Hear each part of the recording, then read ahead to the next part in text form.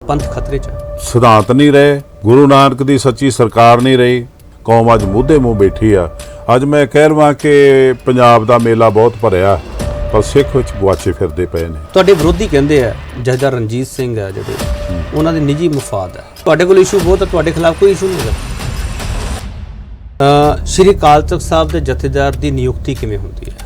मेरी आत्मा ग्रंथ विच प्राण पंथ विच पंथ पंज प्यारे ਨਹੀਂ ਇੰਨਾ ਸਰਵਉੱਚ ਅਹੁਦਾ ਹੈ ਤੇ ਉਹਨੂੰ ਸ਼੍ਰੋਮਣੀ ਕਮੇਟੀ ਦਾ ਮੁਲਾਜ਼ਮ ਕਿਹਾ ਜਾਂਦਾ। ਤੇ ਦਿਹਾੜੀਦਾਰ ਬਣਾਇਆ ਹੋਇਆ ਜਥੇਦਾਰ ਅਕਾਲ ਤਖਤ ਦਾ ਕੰਮ ਕੀ ਹੈ ਕਿ ਫਲਾਨਾ ਮਰ ਗਿਆ ਉਹਦੇ ਭੋਗ ਤੇ ਜਾਓ ਤੇ ਬਾਦਲ ਸਾਹਿਬ ਦੀ ਹਾਜ਼ਰੀ ਲਵਾ ਦਿਓ।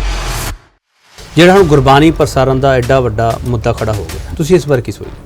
ਇਹ ਜਦੋਂ ਪੀਟੀਸੀ ਦੇ ਪਰਦੇ ਖੋਲਾਂਗੇ, ਪਰਤਾਂ ਖੋਲਾਂਗੇ, ਕਿਤੇ ਡੱਬ ਵਾਲੀ ਦਿਸੂਗੀ, ਕਿਤੇ ਆਰਬਿਟ ਬੱਸ ਕੰਪਨੀ ਦਿਸੂਗੀ, ਕਿ ਬਹੁਤ ਕੁਝ ਦਿਸੂਗਾ। ਜੋ ਜਥੇਦਾਰ ਸਾਹਿਬ ਕਹਿੰਦੇ ਆ ਐਸਜੀਪੀਸੀ ਨੂੰ ਵੀ ਤੁਸੀਂ ਉਹਦੇ ਚੈਨਲ ਲਾਉਣ ਬਾਰੇ ਸੋਚੋ, ਉਹ ਇੱਕ ਕਮੇਟੀ ਦਾ ਗਠਨ ਕਰ ਦਿੰਦੇ ਆ, ਤੁਸੀਂ ਉਸ ਤੋਂ ਹੀ ਸਵਾਲ ਚੁੱਕਦੇ ਹੋ ਕਿ ਇਹਨਾਂ ਕੋਲ ਤਾਂ ਪੈਸੇ ਹੈ ਨਹੀਂਗੇ। ਉਹ ਆਪ ਕਹਿੰਦੇ ਸਾਡੇ ਕੋਲ ਪੈਸੇ ਹੈ ਨਹੀਂ। ਤੁਹਾਨੂੰ ਇਹ ਘੁਟਾਲਾ ਲੱਗਦਾ? ਕਮੇਟੀ ਆਪਣੇ ਆਪ 'ਚ ਘੁਟਾਲਾ।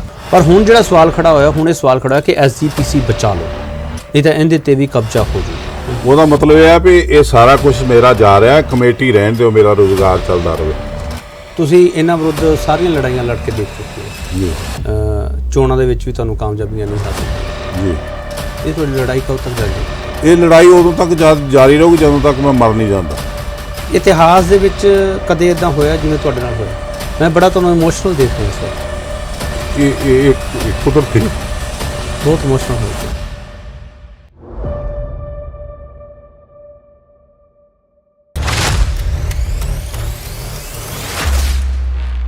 ਜਸ ਟੀਵੀ ਦੇਖ ਰਹੇ ਤੁਸੀਂ, ਮੈਂ ਕੇਪੀ ਸਿੰਘ ਵਿਊ ਪੁਆਇੰਟ ਵਿੱਚ ਤੁਹਾਡਾ ਸਭ ਦਾ ਸਵਾਗਤ ਕਰਦਾ ਹਾਂ। ਪੰਥ ਅੱਗੇ ਬੜੀਆਂ ਚੁਣੌਤੀਆਂ, ਕੌਮ ਅੱਗੇ ਬੜੀਆਂ ਚੁਣੌਤੀਆਂ, ਉਹਨਾਂ ਚੁਣੌਤੀਆਂ ਦੇ ਉੱਤੇ ਸਿਆਸਤ ਵੀ ਖੂਬ ਹੋ ਰਹੀ ਹੈ। ਪਰ ਇਹ ਸਿਆਸਤ ਦੇ ਵਿਚਾਲੇ ਜਿਹੜੇ ਪੰਥ ਦਰਦੀ ਹੈ ਕਿ ਉਹਨਾਂ ਦਾ ਕੀ ਕਹਿਣਾ, ਉਹਨਾਂ ਤੋਂ ਸਮਝ ਜ਼ਰੂਰਤ ਹੈ ਕੀ ਹੈ ਕਿ ਅਸਲ ਵਿੱਚ ਇਸ਼ੂ ਹੈ ਕੀ ਹੈ ਤੇ ਉਹਨਾਂ ਉੱਤੇ ਪੋਲਿਟਿਕਸ ਹੈ ਜਿਹੜੀ ਉਹ ਇਸ਼ੂ ਨੂੰ ਕਿਸ ਤਰੀਕੇ ਬਣਾ ਰਹੀ ਹੈ। ਇਹ ਸਭ ਦੇ ਲਈ ਗੱਲਬਾਤ ਕਰਨ ਦੇ ਲਈ ਅੱਜ ਸਾਡੇ ਨਾਲ ਸਟੂਡੀਓ ਦੇ ਵਿੱਚ ਸਾਬਕਾ ਜਥੇਦਾਰ ਸ਼੍ਰੀ ਅਕਾਲ ਤਖਤ ਸਾਹਿਬ ਜਥੇਦਾਰ ਰਣਜੀਤ ਸਿੰਘ ਮੌਜੂਦ ਨੇ। ਰਣਜੀਤ ਸਿੰਘ ਜੀ, ਬਹੁਤ ਸਵਾਗਤ ਹੈ ਸਰ ਤੁਹਾਡਾ। ਵਾਹਿਗੁਰੂ ਜੀ ਕਾ ਖਾਲਸਾ, ਵਾਹਿਗੁਰੂ ਜੀ ਕੀ ਫਤਿਹ ਜੀ। ਵਾਹਿਗੁਰੂ ਜੀ ਖਾਲਸਾ, ਵਾਹਿਗੁਰੂ ਜੀ ਫਤਿਹ। ਤੁਹਾਡੇ ਬਾਰੇ ਬਹੁਤ ਕੁਝ ਦੱਸਿਆ ਜਾ ਸਕਦਾ, ਪਰ ਮੈਂ ਚਾਹੁੰਦਾ ਕਿ ਮੈਂ ਤੁਹਾਡੇ ਤੋਂ ਸੁਣਾ। ਮੈਂ ਸ਼ੁਰੂਆਤ ਇੱਥੋਂ ਕਰਨਾ ਚਾਹੁੰਦਾ ਕਿ ਪੰਥ ਖਤਰੇ 'ਚ ਜੀ। ਕਿਵੇਂ ਖਤਰੇ 'ਚ? ਅਸਲ 'ਚ ਸਾਡੇ ਸਿਧਾਂਤ ਨਹੀਂ ਰਹੇ, ਗੁਰੂ ਨਾਨਕ ਦੀ ਸੱਚੀ ਸਰਕਾਰ ਨਹੀਂ ਰਹੀ, ਅਕਾਲ ਤਖਤ ਪ੍ਰਬੰਧਕ ਕਮੇਟੀ, ਅਕਾਲੀ ਦਲ ਦੀ ਸਰਕਾਰ, ਅਕਾਲੀ ਦਲ ਦੀ ਸਰਕਾਰ ਦੀ ਭਾਈਵਾਲੀ, ਇਹ ਖੁਸ਼ੀਆਂ ਤੇ ਇਹ ਸਰਮਾਇਆ ਭੋਗ ਕੇ ਪਰਿਵਾਰ ਘਰ ਬੈਠ ਗਿਆ, ਕੌਮ ਅੱਜ ਮੁੱਧੇ ਮੂੰਹ ਬੈਠੀ ਆ। ਅੱਜ ਮੈਂ ਕਹਿ ਰਹਾ ਕਿ ਪੰਜਾਬ ਦਾ ਮੇਲਾ ਬਹੁਤ ਭਰਿਆ ਪਰ ਸਿੱਖ ਵਿੱਚ ਗੁਆਚੇ ਫਿਰਦੇ ਪਏ ਨੇ ਤੇ ਕੋਈ ਅਤਕਥਨੀ ਨਹੀਂ ਹੋਊਗੀ। ਨਹੀਂ, ਕਿੰਨੇ ਕਰਕੇ ਖਤਰੇ 'ਚ ਹੋ ਗਿਆ? ਸ਼੍ਰੋਮਣੀ ਅਕਾਲੀ ਦਲ ਹਾਰ ਗਿਆ ਇਸ ਲਈ ਖਤਰੇ 'ਚ ਹੋ ਗਿਆ? ਪ੍ਰਕਾਸ਼ ਸਿੰਘ ਬਾਦਲ ਤੇ ਉਹਦੇ ਪਰਿਵਾਰ ਕਰਕੇ। ਨਹੀਂ, ਉਹ ਹਾਰ ਗਏ ਇਸ ਲਈ ਖਤਰੇ 'ਚ ਹੋ ਗਿਆ? ਉਹ ਤਾਂ ਆਪ ਕਹਿੰਦੇ ਆ ਨਹੀਂ, ਹਾਰ ਗਏ, ਜਿੱਤਦੇ ਵੀ ਸੀਗੇ ਪਰ ਜਿੱਤ ਕੇ ਵੀ ਜੋ ਸਾਡੀ ਕੌਮ ਦਾ ਹਾਲ ਹੋਇਆ, ਜੋ ਸਾਡੇ ਧਰਮ ਦਾ ਹਾਲ ਹੋਇਆ, ਜੋ ਸਾਡੇ ਸਿੱਖ ਸਮਾਜ ਦਾ ਹਾਲ ਹੋਇਆ, ਉਹ ਆਰਥਿਕ ਤੌਰ ਤੇ, ਜਾਨੀ ਤੌਰ ਤੇ, ਅਖਲਾਕੀ ਤੌਰ ਤੇ ਉਸ ਤੋਂ ਮਾੜਾ ਸਮਾਂ ਇਸ ਤੋਂ ਕਦੀ ਅਸੀਂ ਦੇਖਿਆ ਨਹੀਂ ਮਾਹੌਲ 'ਚ। ਤੁਸੀਂ ਇੰਨਾ ਆਵਾਜ਼ ਬੁਲੰਦ ਕਰਦੇ ਹੋ ਸਾਰੇ ਮੁੱਦਿਆਂ ਤੇ ਜੀ। ਤੁਹਾਡੇ ਵਿਰੋਧੀ ਕਹਿੰਦੇ ਆ, ਤੁਹਾਡੇ ਹਾਲਾਂਕਿ ਹਮਾਇਤੀ ਵੀ ਬਹੁਤ ਹੈ, ਪਰ ਜਿਹੜੇ ਤੁਹਾਡੇ ਵਿਰੋਧੀ ਉਹ ਕਹਿੰਦੇ ਆ ਵੀ ਜਥੇਦਾਰ ਰਣਜੀਤ ਸਿੰਘ ਆ ਜਿਹੜੇ ਉਹਨਾਂ ਦੇ ਨਿੱਜੀ ਮਫਾਦ ਹੈ, ਉਹਨਾਂ ਦੇ ਸਿਆਸੀ ਮਫਾਦ ਹੈ। ਉਹਨਾਂ ਦਾ ਕੀ ਜਵਾਬ ਦੋਗੇ? ਉਹਨਾਂ ਨੂੰ ਦੱਸਣਾ ਚਾਹੀਦਾ ਕੀ ਮਫਾਦ ਨੇ। ਦੇਖੋ, ਇਲਜ਼ਾਮ ਤੇ ਤੁਸੀਂ ਕਿਸੇ ਤੇ ਵੀ ਲਾ ਸਕਦੇ ਹੋ। ਉਹਨਾਂ ਨੂੰ ਇਹ ਦੱਸਣਾ ਚਾਹੀਦਾ ਕਿ ਰਣਜੀਤ ਸਿੰਘ ਦਾ ਇਹ ਲਾਲਚ ਹੈ ਤੇ ਇਸ ਬੰਦੇ ਤੋਂ ਪੂਰਾ ਕਰ ਰਿਹਾ ਤੇ ਇਹ ਕੌਮ ਦੇ ਹਿੱਤਾਂ 'ਚ ਨਹੀਂ, ਤੇ ਹੋ ਸਕਦਾ ਕੋਈ ਹੱਲ ਨਿਕਲੇ, ਉਹਦਾ ਕੋਈ ਜਵਾਬ ਬਣੇ। ਇਹ ਹੁਣ ਮੈਨੂੰ ਇਹ ਦੁਸ਼ਮਣ ਦਾ ਹੀ ਪਤਾ ਵੀ ਕਿਹੜਾ ਮੇਰੇ ਤੇ ਇਲਜ਼ਾਮ ਲਾ ਰਿਹਾ ਤੇ ਨਾ ਹੀ ਇਲਜ਼ਾਮ ਦਾ ਪਤਾ ਇਲਜ਼ਾਮ ਕੀ ਹੈ, ਤੋ ਇਹ ਕੁਝ ਕਿਹਾ ਨਹੀਂ ਜਾ ਸਕਦਾ। ਨਹੀਂ, ਤੁਹਾਡੇ ਕੋਲ ਇਸ਼ੂ ਬਹੁਤ ਹੈ, ਤੁਹਾਡੇ ਖਿਲਾਫ ਕੋਈ ਇਸ਼ੂ ਨਹੀਂ ਹੈਗਾ, ਤੁਸੀਂ ਇਹ ਕਹਿਣਾ ਚਾਹ ਰਹੇ ਹੋ? ਨਹੀਂ, ਮੇਰੇ ਖਿਲਾਫ ਇਸ਼ੂ ਹੋਣਗੇ ਤੇ ਉਹ ਹਵਾ 'ਚ ਆਉਣੇ ਚਾਹੀਦੇ ਆ, ਉਹ ਮਾਹੌਲ 'ਚ ਆਉਣੇ ਚਾਹੀਦੇ, ਉਹ ਸਿੱਖਾਂ ਦੇ ਸਾਹਮਣੇ ਆਉਣੇ ਚਾਹੀਦੇ ਆ। ਤੁਹਾਨੂੰ ਗੁੱਸਾ ਆਉਂਦਾ ਜਦੋਂ ਤੁਹਾਡੇ ਵਿਰੁੱਧ ਇਹੋ ਜਿਹੇ ਐਲੀਗੇਸ਼ਨ ਲਾਏ ਜਾਂਦੇ? ਨਹੀਂ, ਮੈਨੂੰ ਗੁੱਸਾ, ਮੈਂ ਤੇ ਬਲਕਿ ਉਹਨਾਂ ਦਾ ਵੈਲਕਮ ਕਰਦਾ, ਪਰ ਮੈਂ ਇਹ ਕਹਿਣਾ ਵਾ ਗੁੱਸਾ ਮੈਨੂੰ ਇਸ ਕਰਕੇ ਆਉਂਦਾ ਵੀ ਤੁਸੀਂ ਘੱਟੋ ਘੱਟ ਆਰੋਪ ਲਾਉਂਦੇ ਹੋ ਤੇ ਵਿਦ ਪ੍ਰੂਫ ਲਾਓ, ਕੋਈ ਜਾਣਕਾਰੀ ਦਿਓ ਸਿੱਖਾਂ ਨੂੰ, ਸਿੱਖ ਮੇਰੇ ਤੋਂ ਦੂਰੀ ਬਣਾਉਣ। ਇਹ ਜਿਹੜੇ ਮਨ ਘੜਤ ਆਰੋਪ ਤੇ ਧੱਕੇ ਨਾਲ ਉੱਤੇ ਥੋਪੇ ਹੋਏ ਆਰੋਪ ਜਿਹੜੇ ਆਰੋਪ ਹੀ ਹੁੰਦੇ ਆ, ਹਕੀਕਤ ਨਹੀਂ ਹੁੰਦੇ। ਚਲੋ ਤੁਹਾਡੇ ਇਲਜ਼ਾਮਾਂ ਵਾਲੀ ਗੱਲ ਤਾਂ ਮੈਂ ਤੁਹਾਡੇ ਤੋਂ ਕਰ ਲਈ ਆ। ਹੁਣ ਮੈਂ ਇਸ਼ੂ ਤੇ ਆਨਾ। ਹਾਂ ਹਾਂ ਸ਼੍ਰੀ ਅਕਾਲ ਤਖਤ ਸਾਹਿਬ ਦੇ ਜਥੇਦਾਰ ਦੀ ਨਿਯੁਕਤੀ ਕਿਵੇਂ ਹੁੰਦੀ ਹੈ? ਜਿਹੜਾ ਐਕਟ ਹੈ, ਐਕਟ ਵਿੱਚ ਕੀ ਲਿਖਿਆ ਜਾਂਦਾ ਹੈ? ਹੈਡ ਪ੍ਰੀਸਟ ਲਿਖਿਆ ਜਾਂਦਾ, ਕੀ ਲਿਖਿਆ ਜਾਂਦਾ? ਅਸਲ ਵਿੱਚ ਐਕਟ ਵਿੱਚ ਸਿਧਾਂਤ ਨਹੀਂ ਆਉਂਦਾ, ਪਦਵੀਆਂ ਨਹੀਂ ਆਉਂਦੀਆਂ। ਗੁਰੂ ਅਰਜਨ ਦੇਵ ਜੀ ਦੀ ਸਥਾਪਿਤ ਕੀਤੀ ਹੋਈ ਪਦਵੀ ਆ ਬਾਬਾ ਬੁੱਢਾ ਜੀ ਦੀ ਹੈਡ ਗ੍ਰੰਥੀ ਦਰਬਾਰ ਸਾਹਿਬ, ਉਹ ਪਦਵੀ ਆ, ਉਹ ਸਿਧਾਂਤ ਆ। ਲੇਕਿਨ ਆ ਜੋ ਐਕਟ ਦੇ ਵਿੱਚ ਲਿਆ ਕੇ ਨੌਕਰ ਬਣਾ ਲਿਆ। ਪ੍ਰੂਫ ਇਹ ਆ ਕਿ ਗੁਰੂ ਅਰਜਨ ਦੇਵ ਜੀ 98 ਸਾਲ ਦੇ ਬਾਬਾ ਬੁੱਢਾ ਜੀ ਨੂੰ ਸਥਾਪਿਤ ਕਰਦੇ ਜਦੋਂ ਹਰਿਮੰਦਰ ਸਾਹਿਬ ਮੁਕੰਮਲ ਹੋਇਆ, ਤੋਂ ਅੱਜ 58 ਸਾਲ ਦੇ ਗਰੰਟੀ ਨੂੰ ਰਿਟਾਇਰ ਤੱਕ ਕੀਤਾ ਜਾਂਦਾ। ਉੱਥੇ ਜਿਹੜਾ 58 ਸਾਲ ਨੂੰ ਰਿਟਾਇਰ ਕਰਦਾ ਉਹ ਐਕਟ ਆ, ਜਿਹੜਾ 98 ਸਾਲ ਨੂੰ ਭਰਤੀ ਕਰਦਾ ਜਾਂ ਸਥਾਪਿਤ ਕਰਦਾ ਉਹ ਸਾਡਾ ਸਿਧਾਂਤ ਆ। ਤੋਂ ਜਥੇਦਾਰ ਅਕਾਲ ਤਖਤ ਦੀ ਨਿੱਜੀ ਕੋਈ ਪਦਵੀ ਨਹੀਂ, ਇਹ ਪੰਜਾਂ ਪਿਆਰਿਆਂ ਦਾ ਇੱਕ ਅੰਗ ਆ। ਜਿਹੜੇ ਪੰਜ ਪਿਆਰੇ ਦਸਮ ਪਾਤਸ਼ਾਹ ਨੇ ਤਲਵਾਰ ਦੀ ਧਾਰ ਤੇ ਸਾਜੇ, ਉਹ ਸੰਸਥਾ, ਉਹ ਪ੍ਰਥਾ, ਉਹਦਾ ਇੱਕ ਅੰਗ ਆ, ਪੰਜਾਂ ਚੋਂ ਇੱਕ ਅੰਗ ਆ। ਤੇ ਉਹਨੂੰ ਤੁਸੀਂ ਬੁਲਾਰਾ ਕਹਿ ਸਕਦੇ ਹੋ ਜਾਂ ਅਕਾਲ ਤਖਤ ਦੀ ਸੇਵਾ ਜਾਂ ਅਕਾਲ ਤਖਤ ਦੇ ਮੁਕਾਮ ਤੇ ਬੈਠਣ ਕਰਕੇ ਉਹਨੂੰ ਜਥੇਦਾਰ ਅਕਾਲ ਤਖਤ ਕਿਹਾ ਜਾਂਦਾ। ਇਹਦੀ ਵੱਖਰੀ ਕੋਈ ਪਦਵੀ ਨਹੀਂ। ਇਹ ਬੜਾ ਸਰਵਉੱਚ ਅਹੁਦਾ ਹੈ ਕੌਮ ਦੇ ਨਜ਼ਰੀਏ ਦੇ ਹਿਸਾਬ ਨਾਲ ਦੇਖਿਆ ਜਾਵੇ ਤਾਂ। ਇਹਨੂੰ ਅਸੀਂ ਸ਼੍ਰੋਮਣੀ ਸਰਵਉੱਚ ਇਹਨਾਂ ਕਿ ਗੁਰੂ ਸਾਹਿਬ ਦਾ, ਗੁਰੂ ਗੋਬਿੰਦ ਸਿੰਘ ਜੀ ਦਾ ਸਰੀਰ ਨੇ ਪੰਜ ਪਿਆਰੇ। ਮੇਰੀ ਆਤਮਾ ਗ੍ਰੰਥ ਵਿੱਚ, ਪ੍ਰਾਣ ਪੰਥ ਵਿੱਚ, ਪੰਥ ਪੰਜ ਪਿਆਰੇ।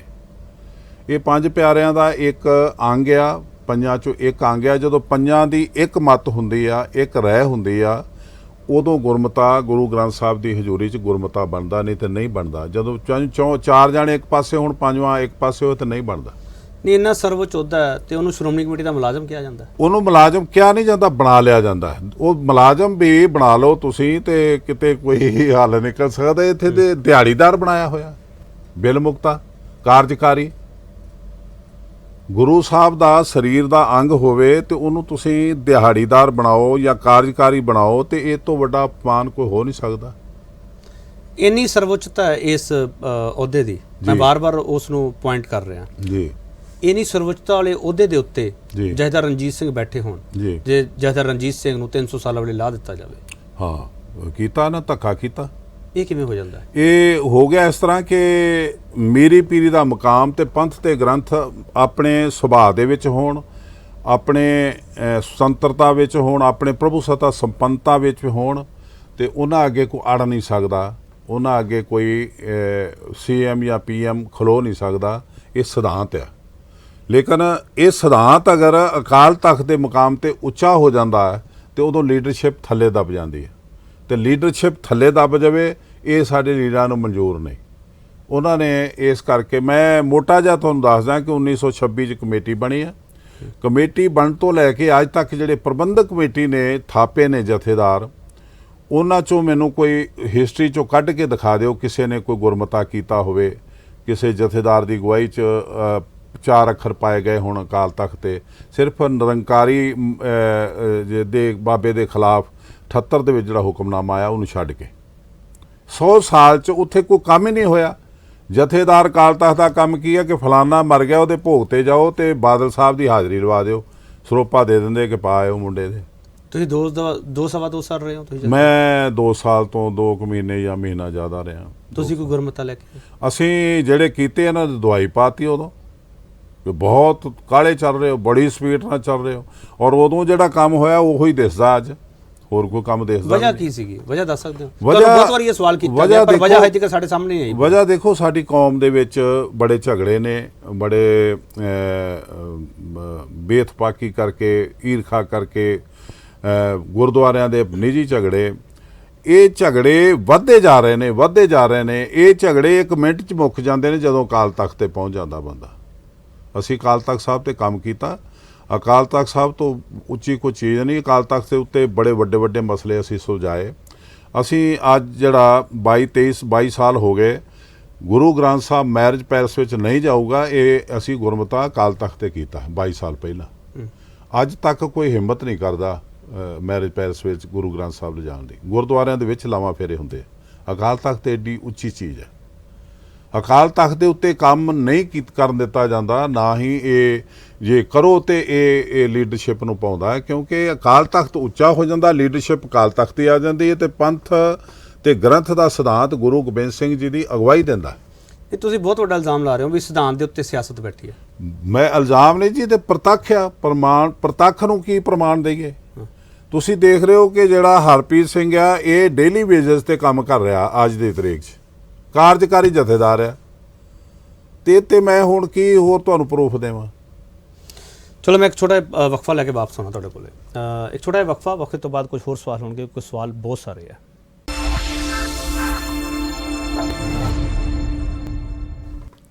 ਇੱਕ ਵਾਰ ਫਿਰ ਤੁਹਾਡਾ ਸਵਾਗਤ ਕਰਦੇ ਹਾਂ। ਜਦਰ ਸਾਹਿਬ, ਤੁਹਾਨੂੰ ਟੋੜਾ ਸਾਹਿਬ ਦੇ ਨਜ਼ਦੀਕੀ ਹੋਣ ਕਰਕੇ ਲਾਇਆ ਗਿਆ ਜਾਂ ਤੁਹਾਡੇ ਫੈਸਲਿਆਂ ਕਰਕੇ ਤੁਹਾਨੂੰ ਲਾਇਆ ਗਿਆ? ਉਦੋਂ ਮਿਸਟਰ ਟੋੜਾ ਨੂੰ, ਤੁਹਾਨੂੰ, ਗੁਰਦੁਆਰਾ ਜੁਡੀਸ਼ੀਅਲ ਕਮਿਸ਼ਨ ਦੇ ਵਿੱਚ ਜਿਹੜੇ ਬਦਲਾਅ ਹੋਏ ਉਹ ਸਾਰਾ ਕੁਝ ਅੱਜ ਵੀ ਲੋਕ ਸਵਾਲ ਪੁੱਛਦੇ ਪਏ ਆ ਵੀ ਅਸਲ ਵਿੱਚ ਹੋਇਆ ਕੀ ਸੀ। ਮੈਂ ਫਿਰ ਪੁੱਛ ਰਿਹਾ, ਅਸਲ 'ਚ ਗੁਰਦੁਆਰਾ ਜੁਡੀਸ਼ੀਅਲ ਕਮਿਸ਼ਨ ਐਕਟ ਦਾ ਇੱਕ ਅੰਗ ਆ, ਐਕਟ ਦੀ ਰਾਹੀਂ ਹੋਂਦ ਵਿੱਚ ਆਇਆ। ਇਹ ਸੈਸ਼ਨ ਕੋਰਟ ਦੀ ਪਦਵੀ ਰੱਖਦਾ। ਤੋ ਜਦੋਂ ਇਹਨਾਂ ਨੇ ਮੈਨੂੰ ਲਾਉਣਾ ਸੀ, ਉਹ ਇਸ ਕਰਕੇ ਲਾਉਣਾ ਸੀਗਾ ਕਿ ਅਸੀਂ ਗੁਰਮਤਾ ਕੀਤਾ ਸੀ ਕਿ ਵਿਸਾਖੀ ਇਕੱਠੇ ਮਨਾਓ, ਆਪਸੀ ਲੜਾਈ ਤੁਹਾਡੀ ਬੰਦ ਹੋਣੀ ਚਾਹੀਦੀ ਆ, ਤੇ ਵਿਸਾਖੀ ਜਿਹੜੀ ਆ ਉਹ 300 ਸਾਲਾ ਸ਼ਤਾਬਦੀ ਆ, ਤੇ ਇਸ ਨੂੰ ਤੁਸੀਂ ਇਕੱਠੇ ਮਨਾਓ। ਬਾਦਲ ਸਾਹਿਬ ਨੂੰ ਇਹ ਗੱਲ ਇਸ ਕਰਕੇ ਅਸੀਂ ਕਹੀ ਕਿਉਂਕਿ ਇਹਦੇ ਹੁਕਮ ਨਾਲ ਹਾਊਸ ਬਣਿਆ ਪ੍ਰਬੰਧਕ ਕਮੇਟੀ ਦਾ, ਇਹਦੇ ਹੁਕਮ ਨਾਲ ਟੌੜਾ ਬਣਿਆ, ਇਹਦੇ ਹੁਕਮ ਨਾਲ ਐਗਜ਼ੈਕਟਿਵ ਬਣੀ, ਇਹਦੀ ਚਿੱਠੀ ਤੇ ਬਣੀ, ਉਹਦੇ ਤੇ ਅਰਦਾਸ ਹੋਈ, ਅਰਦਾਸ ਵਿੱਚ ਅਸੀਂ ਸ਼ਾਮਲ ਹੋਏ ਤੇਜਾ ਸਿੰਘ ਸਮੁੰਦਰੀ ਹਾਲ ਦੇ ਵਿੱਚ। ਤੋ ਅਸੀਂ ਇਹ ਇਸ ਕਰਕੇ ਗੁਰਮਤਾ ਕੀਤਾ ਕਿ ਤੁਸੀਂ ਅਰਦਾਸ ਕਰਕੇ ਪੰਜਾਂ ਸਿੰਘਾਂ ਦੀ ਮੌਜੂਦਗੀ 'ਚ ਪੰਥ ਖਾਲਸਾ ਜਿਹਨੂੰ ਤੁਸੀਂ ਕਹਿੰਦੇ ਪੂਰਾ ਜਨਰਲ ਹਾਊਸ ਦੇ ਵਿੱਚ ਇੱਕ ਪ੍ਰਪੋਜ਼ਲ ਆਪ ਦਿੱਤੀ। ਉਸ ਪ੍ਰਪੋਜ਼ਲ ਨੂੰ ਭੰਗ ਕਰਨ ਲਈ ਤੁਸੀਂ 2 ਦਿਨ ਨਹੀਂ ਕੱਢ ਰਹੇ। ਤੋ ਅਸੀਂ ਇਹਨਾਂ ਨੂੰ ਕਿਹਾ ਕਿ ਤੁਸੀਂ ਘੱਟੋ ਘੱਟ 14 ਅਪ੍ਰੈਲ ਤੱਕ ਨਾ ਲੜੋ, ਉਸ ਤੋਂ ਬਾਅਦ ਤੁਹਾਨੂੰ ਛੁੱਟੀ ਹੋਗੀ, ਤੁਸੀਂ ਆਪਸ ਵਿੱਚ ਦੀ ਜਿਸ ਤਰ੍ਹਾਂ ਮਰਜ਼ੀ, ਸਾਨੂੰ ਨਹੀਂ ਕੋਈ ਉਹਦੇ ਵਿੱਚ। ਇਸ ਬੰਦੇ ਨੇ ਤਬਾਹੀ ਮਚਾ ਦਿੱਤੀ। ਉਦੋਂ ਇਹਨੇ ਨਿਰਣਾ ਕਰ ਲਿਆ ਮੈਂ ਕੱਢਣਾ ਹੀ ਕੱਢਣਾ, ਤੇ ਸਭ ਤੋਂ ਪਹਿਲਾਂ ਇਹਨੇ ਮੈਨੂੰ ਕੱਢਿਆ ਕਿਉਂਕਿ ਇਹਨੂੰ ਪਤਾ ਸੀ ਕਿ ਜਦੋਂ ਮੈਂ ਟੌੜੇ ਨੂੰ ਕੱਢਿਆ ਤੇ ਰਣਜੀਤ ਸਿੰਘ ਨੇ ਮੈਨੂੰ ਤਲਬ ਕਰ ਲੈਣਾ। ਇਹਨੇ ਫਿਰ ਜੁਡੀਸ਼ੀਅਲ ਕਮਿਸ਼ਨ ਤੋਂ ਖਵਾਇਆ ਜੀ ਰਣਜੀਤ ਸਿੰਘ ਦੇ ਬਾਰੇ ਮੀਟਿੰਗ ਕੀਤੀ ਜਾਵੇ ਤੇ ਉਹਦੇ ਬਾਰੇ ਕੁਝ ਕੀਤਾ ਜਾਵੇ। ਤੋ ਉਹ ਕੀ ਕੀਤਾ ਗਿਆ ਜੀ, ਇਹਨਾਂ ਦੀ ਸਸਪੈਂਡ ਕਰ ਦਿੱਤਾ। ਹੁਣ ਸਸਪੈਂਡ ਜਾਂ ਮੁਅੱਤਲ ਕਰਨਾ ਇਹ ਸਾਡੇ ਗੁਰਮਤ ਸਿਧਾਂਤ ਦੇ ਅੰਗ ਨਹੀਂ ਹੈਗੇ, ਇਹ ਪਦਵੀਆਂ ਨੇ। ਅਗਰ 5 ਸਿੱਖਾਂ 'ਚੋਂ ਕੋਈ ਮਾੜਾ ਕੰਮ ਕਰਦਾ ਜਾਂ ਕੋਈ ਤਨਖਾਹੀਆ ਬਣਦਾ ਤੇ 4 ਸਿੱਖਾਂ ਨੂੰ ਉਹਦਾ ਅਧਿਕਾਰ ਹੁੰਦਾ, ਬਾਕੀ ਦੇ 4 ਸਿੱਖਾਂ ਨੂੰ ਕੋਈ 5ਵਾਂ ਸਿੱਖ ਨਾਲ ਨਿਯੁਕਤ ਕਰਕੇ ਉਹਦੇ ਖਿਲਾਫ ਮਹਾਦੋਸ਼ ਲਾ ਕੇ ਉਹਨੂੰ ਲੋਕਾਂ ਸਾਹਮਣੇ ਨੰਗਾ ਕਰਕੇ ਤੇ ਉਹਨੂੰ ਫੇਰ ਪੰਚੋਂ ਛੇਕਦੇ, ਉਹਨੂੰ ਬਾਹਰ ਕੱਢ ਦਿੰਦੇ। ਪਰ ਇੱਥੇ ਸਾਨੂੰ ਅਦਾਲਤ ਕੱਢ ਰਹੀ ਹੈ। ਤੋ ਅਦਾਲਤ ਦਾ ਸਾਡੇ ਸਿਧਾਂਤ ਨਾਲ ਕੀ ਵਾਸਤਾ? ਸਿਧਾਂਤ ਪੰਥ ਤੇ ਗ੍ਰੰਥ ਦਾ 10ਮ ਪਾਤਸ਼ਾਹ ਨੇ ਬਣਾਇਆ 99 'ਚ ਹੀ ਉਹਦਾ ਇਹਨੇ ਗਾਲ ਘੁੱਟ ਦਿੱਤਾ ਤੇ ਅਕਾਲ ਤਖਤ ਤੇ ਕਾਬਜ਼ ਕਰਕੇ ਪੂਰਨ ਸਿੰਘ ਨੂੰ ਉਹਦੇ ਵਿੱਚ ਸਰਕਟ ਹਾਊਸ ਦੇ ਵਿੱਚ ਬੁਲਾ ਕੇ ਤੇ ਪੱਗ ਬੰਨ੍ਹ ਦਿੱਤੀ। ਤੋ ਇਹ ਸਾਡੀਆਂ ਰਵਾਇਤਾਂ ਦੇ ਬਿਲਕੁਲ ਵਿਪਰੀਤ ਉਲਟਿਆ, ਉਹਦੀ ਸਜ਼ਾ ਇਹ ਭੁਗਤ ਰਿਹਾ। ਅੱਜ ਇਤਿਹਾਸ ਦੇ ਵਿੱਚ ਕਦੇ ਇਦਾਂ ਹੋਇਆ ਜਿਵੇਂ ਤੁਹਾਡੇ ਨਾਲ ਹੋਇਆ? ਨਹੀਂ, ਕਿਉਂਕਿ 100 ਸਾਲ ਦਾ ਇਤਿਹਾਸ ਹੋ ਗਿਆ। ਮੈਂ ਤੁਹਾਨੂੰ ਪਹਿਲਾਂ ਦੱਸਿਆ ਵੀ 1926 ਤੋਂ ਪਹਿਲਾਂ ਅਕਾਲ ਤਖਤ ਹੀ ਸੀ ਜਿਹਦੀ ਅਗਵਾਈ 'ਚ ਪੰਥ ਚੱਲਦਾ ਸੀ, ਜਿਹਦੀ ਅਗਵਾਈ 'ਚ 12 ਮਿਸਲਾਂ ਲੜ ਕੇ ਵੀ ਇਕੱਠੀਆਂ ਹੁੰਦੀਆਂ ਸੀ, ਜਿਹਦੀ ਅਗਵਾਈ 'ਚ ਮਹਾਰਾਜਾ ਰਣਜੀਤ ਸਿੰਘ ਨੇ 40 ਸਾਲ ਰਾਜ ਕੀਤਾ ਤੇ ਪੰਥਕ ਰਵਾਇਤਾਂ ਸੀ। ਇਹ ਸਾਡੇ ਰਹਿਤਨਾਮੇ ਸਨ, ਇਹ ਸਾਡਾ ਮੁਕਾਮ ਸੀ ਮੀਰੀ ਤੇ ਪੀਰੀ ਦਾ ਅਕਾਲ ਤਖਤ, ਜਿਹਦੀ ਵਜ੍ਹਾ ਨਾਲ, ਜਿਹਦੀ ਛਤਰ ਛਾਇਆ ਹੇਠ ਨਾਲ ਅਸੀਂ 13% ਸਿੱਖਾਂ ਨੇ ਬੜੇ ਵੱਡੇ ਹਿੱਸੇ ਤੇ ਰਾਜ ਕੀਤਾ, ਇੱਕ ਸਦੀ। ਏਡਾ ਵੱਡਾ ਇਤਿਹਾਸ ਹੈ ਇਸ ਕੌਮ ਦਾ ਜਥੇਦਾਰ ਰਣਜੀਤ ਸਿੰਘ। ਤੁਸੀਂ ਇਹਨਾਂ ਵਿਰੁੱਧ ਸਾਰੀਆਂ ਲੜਾਈਆਂ ਲੜ ਕੇ ਦੇਖ ਚੁੱਕੇ ਹੋ ਜੀ। ਚੋਣਾਂ ਦੇ ਵਿੱਚ ਵੀ ਤੁਹਾਨੂੰ ਕਾਮਯਾਬੀਆਂ ਨਹੀਂ ਹਾਸਲ ਹੋਈਆਂ ਜੀ। ਤੇ ਤੁਹਾਡੀ ਲੜਾਈ ਕਦੋਂ ਤੱਕ ਜਾਰੀ ਰਹੂਗੀ? ਇਹ ਲੜਾਈ ਉਦੋਂ ਤੱਕ ਜਾਰੀ ਰਹੂਗੀ ਜਦੋਂ ਤੱਕ ਮੈਂ ਮਰ ਨਹੀਂ ਜਾਂਦਾ ਜਾਂ ਬਾਦਲ ਪ੍ਰਬੰਧਕ ਕਮੇਟੀ 'ਚੋਂ ਬਾਹਰ ਨਹੀਂ ਹੋ ਜਾਂਦਾ, ਉਦੋਂ ਤੱਕ ਜਾਰੀ ਰਹੂਗੀ। ਤੁਹਾਨੂੰ ਲੱਗਦਾ ਕਿ ਕਦੇ ਬਾਦਲ ਪਰਿਵਾਰ ਹੈ ਸ਼੍ਰੋਮਣੀ ਗੁਰਦੁਆਰਾ ਪ੍ਰਬੰਧਕ ਕਮੇਟੀ 'ਚੋਂ ਬਾਹਰ ਹੋ ਸਕਦਾ? ਦੇਖੋ ਇਹ ਬਾਹਰ ਹੀ ਬਾਹਰ ਆ, ਇਹਨੂੰ ਅੰਦਰ ਕਰਨ ਵਾਲੀ ਸੈਂਟਰ ਸਰਕਾਰ ਹੈ। ਇਹ ਕਿਤੇ ਹੋਇਆ ਕਦੀ ਕਿ ਵਿਧਾਨ ਸਭਾ 5 ਸਾਲ ਤੋਂ ਬਾਅਦ ਇੱਕ ਦਿਨ ਉੱਪਰ ਗਈ ਹੋਵੇ, ਲੋਕ ਸਭਾ 5 ਸਾਲ ਤੋਂ ਬਾਅਦ ਕਦੀ ਇੱਕ ਦਿਨ ਉੱਪਰ ਗਈ ਹੋਵੇ, ਇਲੈਕਸ਼ਨ ਨਾ ਹੋਏ ਹੋਣ? ਜੇ ਹੋਏ ਹੋਣ ਤੇ ਰਾਸ਼ਟਰਪਤੀ ਰਾਜ ਲਾਗੂ ਹੋਵੇ, ਉਹ ਪਹਿਲਾਂ ਨਹੀਂ ਕਰਦਾ। ਮੁੱਖ ਮੰਤਰੀ ਜਾਂ ਪ੍ਰਧਾਨ ਮੰਤਰੀ ਰਾਜ ਨਹੀਂ ਕਰ ਸਕਦਾ। ਇਹ ਪ੍ਰਬੰਧਕ ਕਮੇਟੀ ਆ ਜਿੱਥੇ 18 ਸਾਲ ਬਾਅਦ ਵੀ ਇਲੈਕਸ਼ਨ ਹੋ ਰਿਹਾ, 12 ਸਾਲ ਅੱਜ ਹੋ ਚੁੱਕੇ ਆ। ਜਿਹੜਾ ਅੱਜ ਹਾਊਸ ਕੰਮ ਕਰ ਰਿਹਾ ਇਹਨੂੰ ਰੱਦ ਕਰ ਚੁੱਕਾ 12 ਸਾਲ ਪਹਿਲਾਂ high court, Punjab Haryana high court ਦੇ ਰੱਦ ਕਰਨ ਤੋਂ ਬਾਅਦ ਪ੍ਰਕਾਸ਼ ਸਿੰਘ ਬਾਦਲ ਗਏ ਸੁਪਰੀਮ ਕੋਰਟ ਨੇ ਸਟੇ ਨਹੀਂ ਦਿੱਤੀ ਤੇ ਫਿਰ ਇਹ ਹਾਊਸ ਕਿਵੇਂ ਬਣ ਗਿਆ? ਬਣਾਇਆ ਹੋਮ ਮਿਨਿਸਟਰੀ ਨੇ ਚਿੱਠੀ ਦੇ ਦਿੱਤੀ, ਉਹਨਾਂ ਹਾਊਸ ਬਣਾ ਕੇ ਬੈਠ ਕੇ ਰਾਜ ਕਰੀ ਜਾ ਰਹੇ। ਹੁਣ ਜਦੋਂ ਇਲੈਕਸ਼ਨ ਹੀ ਨਹੀਂ ਹੋਣੇ ਤੇ ਰਣਜੀਤ ਸਿੰਘ ਤੇ ਆਪੇ ਹਾਰਿਆ ਹੋਇਆ। ਨਹੀਂ ਹੁਣ ਤਾਂ ਅਲੱਗ ਹੋਏ ਪਏ ਆ, ਹੁਣ ਵੀ ਤੁਹਾਨੂੰ ਲੱਗਦਾ ਕੇਂਦਰ ਇਹਨਾਂ ਨਹੀਂ, ਹੁਣ ਜਦੋਂ ਅਲੱਗ ਹੋ ਗਏ 10 ਮਹੀਨੇ ਹੋ ਗਏ ਇਲੈਕਸ਼ਨ ਕਮਿਸ਼ਨ ਥਾਪੇ ਨੂੰ, ਮਿਸਟਰ ਸਾਰੋਂ ਨੂੰ, ਆਪਣੇ ਰਾਜਾ ਸਾਹਿਬ ਨੇ ਇਲੈਕਸ਼ਨ ਨਹੀਂ ਹੋਣ ਦਿੱਤੇ, ਨਾ ਉਹਨੂੰ ਦਫ਼ਤਰ ਦਿੱਤਾ, ਨਾ ਉਹਨੂੰ ਉਹ ਉਹਦਾ ਅਮਲਾ ਫੈਲਾ ਦਿੱਤਾ, ਸਟਾਫ ਦਿੱਤਾ। ਆ 9 ਮਹੀਨਿਆਂ ਦੀ ਮੈਨੂੰ ਪਤਾ ਲੱਗਾ ਵੀ ਤਨਖਾਹ ਹੁਣ ਮਿਲੀ ਆ ਜਸਟਿਸ ਸਾਹਿਬ ਨੂੰ ਜਦੋਂ ਨਵੀਂ ਸਰਕਾਰ ਆਈ ਤੇ ਜਦੋਂ ਇਲੈਕਸ਼ਨ ਹੀ ਨਹੀਂ ਹੋਣੇ, ਬਾਦਲ ਨੂੰ ਗੁੰਡਾਗਰਦੀ ਦੇ ਨਾਲ ਉੱਥੇ ਕਾਬਜ਼ ਕਰਾਉਣਾ ਤੇ ਫਿਰ ਜਿੱਤ ਹਾਰ ਤੇ ਫਿਰ ਪਾਸੇ ਰਹਿ ਗਈਆਂ। ਰਣਜੀਤ ਸਿੰਘ ਦੀ ਹਾਰ ਤੇ ਮੁਕੰਮਲ ਆ, ਪਰ ਹਾਰ ਉਦੋਂ ਹੁੰਦੀ ਜਦੋਂ ਹਾਰ ਮੰਨ ਲਈਏ। ਅਸੀਂ ਹਾਰ ਨਹੀਂ ਮੰਨਦੇ, ਹਾਰ ਮੰਨੇ ਹੁੰਦੇ ਤੇ ਕਦੋਂ ਦੇ ਖੱਪ ਗਏ ਹੁੰਦੇ। ਮੈਂ 22 ਸਾਲ ਤੋਂ ਬਾਦਲ ਦੇ ਖਿਲਾਫ ਕਿੱਲਾ ਗੱਡ ਕੇ ਖੜਾ। ਇਹ ਨਾ ਮੈਨੂੰ ਝੁਕਾ ਸਕਿਆ, ਨਾ ਮੈਨੂੰ ਇਹ ਮਨਾ ਸਕਿਆ, ਨਾ ਮੇਰਾ ਇਹ ਨੁਕਸਾਨ ਕਰ ਸਕਿਆ। ਹੁਣ ਚੋਣਾਂ ਹੋਣਗੀਆਂ ਫਿਰ ਲੜੋਗੇ? ਬਿਲਕੁਲ ਲੜਾਂਗੇ, ਇਹਦੇ ਮੁਕਾਬਲੇ ਤੇ ਲੜਾਂਗੇ ਤੇ ਜਿੱਤਾਂਗੇ। ਚੋਣਾਂ ਕਰਵਾਓ ਤੁਸੀਂ। ਅੱਛਾ ਰਣਜੀਤ ਸਿੰਘ ਜੀ, ਜਦੋਂ ਇਹ ਸਾਰਾ ਐਪੀਸੋਡ ਹੋ ਰਿਹਾ ਉਸ ਵਿਚਾਲੇ ਨਵੀਂ ਸਰਕਾਰ ਹੁਣ ਆ ਗਈ ਹੈ ਪੰਜਾਬ ਦੇ ਵਿੱਚ, ਤੇ ਐਸਜੀਪੀ ਤੇ ਕੋਈ ਫਰਕ ਪਊਗਾ?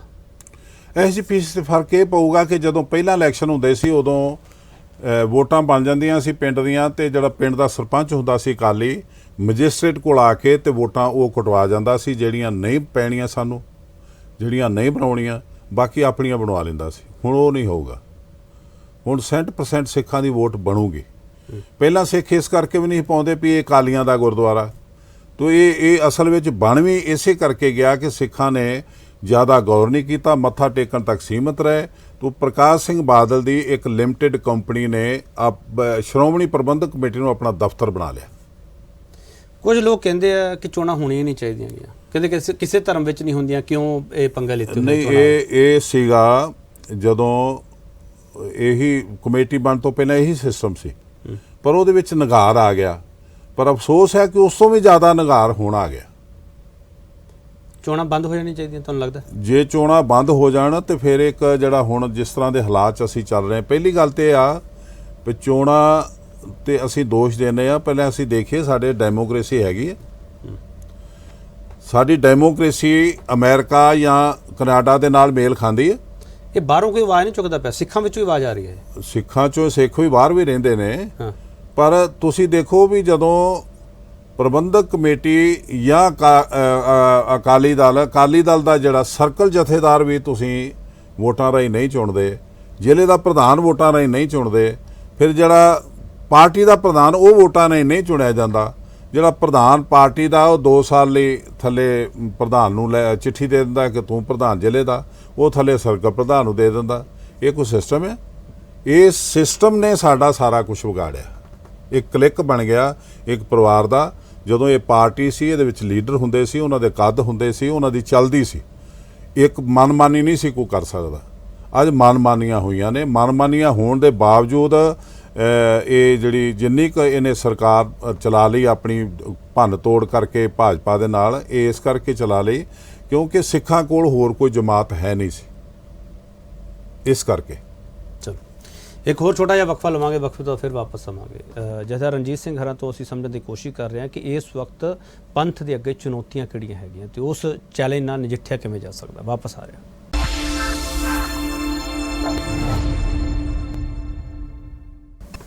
ਇੱਕ ਵਾਰ ਫਿਰ ਤੁਹਾਡਾ ਸਵਾਗਤ ਕਰਦੇ ਹਾਂ। ਤੇ ਅੱਜ ਜਿਹੜੀ ਅਸੀਂ ਚਰਚਾ ਕਰ ਰਹੇ ਹਾਂ, ਇਹ ਚਰਚਾ ਉਹ ਨਹੀਂ ਹੈਗੀ ਕਿ ਰੌਲਾ ਪੈ ਜਾਵੇ।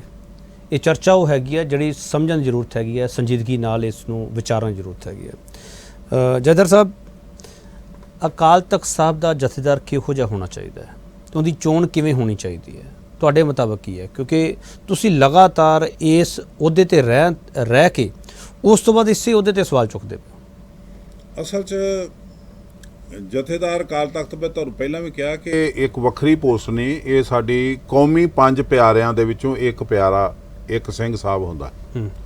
ਉਹ ਅਕਾਲ ਤਖਤ ਦੀ ਸੇਵਾ ਲੈਣ ਕਰਕੇ ਉਹਨੂੰ ਅਕਾਲ ਤਖਤ ਦਾ ਜਥੇਦਾਰ ਕਹਿ ਦਿੰਦੇ ਆ। ਇਹਦੀ ਵੱਖਰੀ ਪੋਸਟ ਹੈ ਨਹੀਂ ਜੀ। ਇਹ ਪੰਜਾਂ ਪਿਆਰਿਆਂ ਦੀ ਜਿਹੜੀ ਚੋਣ ਆ ਉਹ ਨਾ ਤੇ ਵੋਟਾਂ ਰਾਹੀਂ ਹੁੰਦੀ ਆ, ਨਾ ਹੀ ਆਪਣਾ ਕਿਸੇ ਲੀਡਰ ਦੀ ਸਿਫਾਰਿਸ਼ ਤੇ ਹੁੰਦੀ ਆ। ਉਹਦੇ ਨਿੱਜੀ ਕਿਰਦਾਰ ਤੇ ਡਿਪੈਂਡ ਕਰਦਾ। ਮੇਰਾ ਸਵਾਲ ਇਹੀ ਹੈ, ਪਤਾ ਕਿਵੇਂ ਲੱਗਦਾ ਵੀ ਉਹ ਨਿੱਜੀ ਕਿਰਦਾਰ ਇੰਨਾ ਉੱਚਾ? ਇਹ ਪਤਾ ਜੇ ਆਪਣਾ ਤੁਸੀਂ ਸਮਾਜ ਦੇ ਵਿੱਚ ਰਹਿੰਦੇ ਆ, ਹੁਣ ਜੇ ਬਾਦਲ ਬਾਰੇ ਕਿਸੇ ਨੂੰ ਕੋਈ ਭੁਲੇਖਾ ਰਹਿ ਗਿਆ ਤੇ ਤਾਂ ਗੱਲ ਕਰੋ। ਜਿਹੜਾ ਕੋਈ ਇੱਥੇ ਅੱਜ ਦਿਸਦਾ ਹੈ ਤੁਹਾਨੂੰ ਵੀ ਇਹ ਠੀਕ ਹੈ ਬੰਦਾ, ਇਹਨੇ ਆਹ ਨਹੀਂ ਕੀਤਾ, ਨੇ ਆਹ ਨਹੀਂ ਕੀਤਾ, ਨੇ ਆਹ ਨਹੀਂ ਕੀਤਾ, ਉਹ ਆਪਣੇ ਆਪ ਨਿਗਾਹ 'ਚ ਆ ਜਾਂਦੇ ਨੇ। ਨਹੀਂ, ਇਸ ਤੋਂ ਪਹਿਲਾਂ ਗਿਆਨੀ ਹਰਪ੍ਰੀਤ ਸਿੰਘ ਤੇ ਕੋਈ ਸਵਾਲ ਨਹੀਂ ਸੀਗਾ। ਨਹੀਂ ਜੀ, ਹਰਪ੍ਰੀਤ ਨੇ ਕੀਤਾ ਕੀ ਇੱਥੇ ਆ ਕੇ? ਹਰਪ੍ਰੀਤ ਨੇ ਕੀਤਾ ਕੀ ਆ ਕੇ? ਉਹ ਤੇ ਸਵਾਲ ਉੱਠਣਗੇ ਕਿ ਉਹਨੇ ਕੌਮ ਲਈ ਟਾਈਮ ਕੀ ਦਿੱਤਾ। ਕਹਿੰਦੇ ਬਹੁਤ ਪੜ੍ਹੇ ਲਿਖੇ ਆ ਉਹ, ਪੜ੍ਹੇ ਲਿਖੇ। ਉਹ ਕੁਰਾਨ ਸ਼ਰੀਫ ਦੀ ਕਰ ਰਹੇ ਨੇ PhD, ਉਹਦਾ ਦਾਖਲਾ ਲਿਆ ਜੇ, ਤੇ ਕੁਰਾਨ ਸ਼ਰੀਫ ਦਾ ਜਿਹਦੇ ਕੋਲ ਦਾਖਲਾ ਲਿਆ ਉਹਨੂੰ ਨਹੀਂ ਆਉਂਦਾ ਕੁਰਾਨ ਸ਼ਰੀਫ, ਇਹਨੂੰ PhD ਕਿੱਥੋਂ ਕਰਾ ਦੂਗਾ?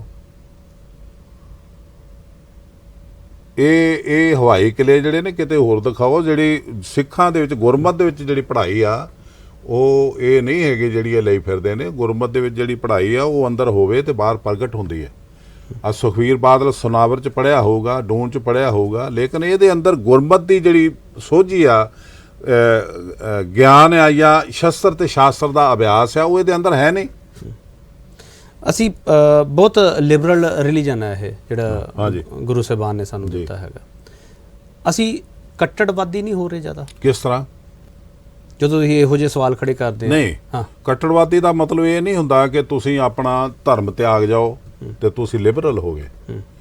ਅਸੀਂ ਗੁਰੂ ਗੋਬਿੰਦ ਸਿੰਘ ਜੀ ਜਿਹੜੀ ਮਰਿਆਦਾ 'ਚ ਰੱਖ ਕੇ ਸਾਨੂੰ ਜੀਵਨ ਜਾਚ ਦੇ ਗਏ ਨੇ, ਅਸੀਂ ਉਹ ਤੋਂ ਬਾਹਰ ਜਾ ਕੇ ਕੋਈ ਪ੍ਰਾਪਤੀ ਨਹੀਂ ਕਰ ਸਕਦੇ। ਉਹਦੇ ਵਿੱਚ ਰਹਿ ਕੇ ਕਰ ਸਕਦੇ ਹਾਂ। ਉਹਦੇ ਵਿੱਚ ਰਹਿ ਕੇ ਆਪਣੀਆਂ ਮਨਮਤ ਨੂੰ ਨਾ ਤਿਆਗੀਏ ਤੇ ਇਹ ਸਾਡੀ ਉਹਨੂੰ ਕੱਟੜਤਾ ਕਹਿ ਲਓ ਜਾਂ ਮੂਰਖਤਾ ਕਹਿ ਲਓ। ਚਲੋ, ਮੈਂ ਮੌਜੂਦਾ ਦੌਰ ਦੇ ਵਿੱਚ ਆ ਰਿਹਾ ਹਾਂ।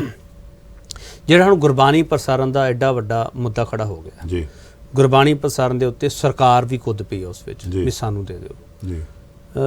ਤੁਸੀਂ ਇਸ ਬਾਬਤ ਕੀ ਸੋਚਦੇ? ਕਿਉਂਕਿ ਇਹ ਤੁਹਾਡੇ ਦੌਰ ਦੇ ਅੱਗੇ ਪਿੱਛੇ ਹੋਇਆ ਸਭ ਕੁਝ। ਜੀ ਜੀ, ਤੁਸੀਂ ਇਸ ਬਾਰੇ ਕੀ ਸੋਚਦੇ? ETC ਵੀ PTC ਵੀ, ਇਹ ਦੇਖੋ ਇੱਕ PTC ਨਿੱਜੀ ਅਦਾਰਾ, ਇੱਕ ਨਿੱਜੀ ਵਿਅਕਤੀ ਦਾ ਜਾਂ ਪਰਿਵਾਰ ਦਾ, ਇਹਦੇ ਪਿੱਛੇ ਬੜਾ ਵੱਡਾ ਖਰਚਾ ਗਣਿਆ। ਅਸੀਂ ਇਹਨੂੰ ਕਾਰਪੇਟ ਘਰਾਣਾ ਹੀ ਕਹਿ ਸਕਦੇ।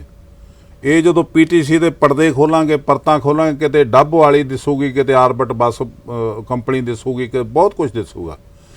ਇਹ ਘਰਾਣਾ ਇੱਕ ਨਿਰੋਲ ਵਪਾਰੀ ਸਿਸਟਮ ਦਾ ਨਾਲ ਚੱਲ ਰਿਹਾ, ਤੇ ਵਪਾਰੀ ਸਿਸਟਮ ਕਰਕੇ ਹੀ ਇਹਨਾਂ ਨੇ ਪ੍ਰਬੰਧਕ ਕਮੇਟੀ 'ਚ ਕਿਸੇ ਨੂੰ ਐਂਟਰ ਨਹੀਂ ਹੋਣ ਦਿੱਤਾ ਦੂਸਰੇ TV ਨੂੰ।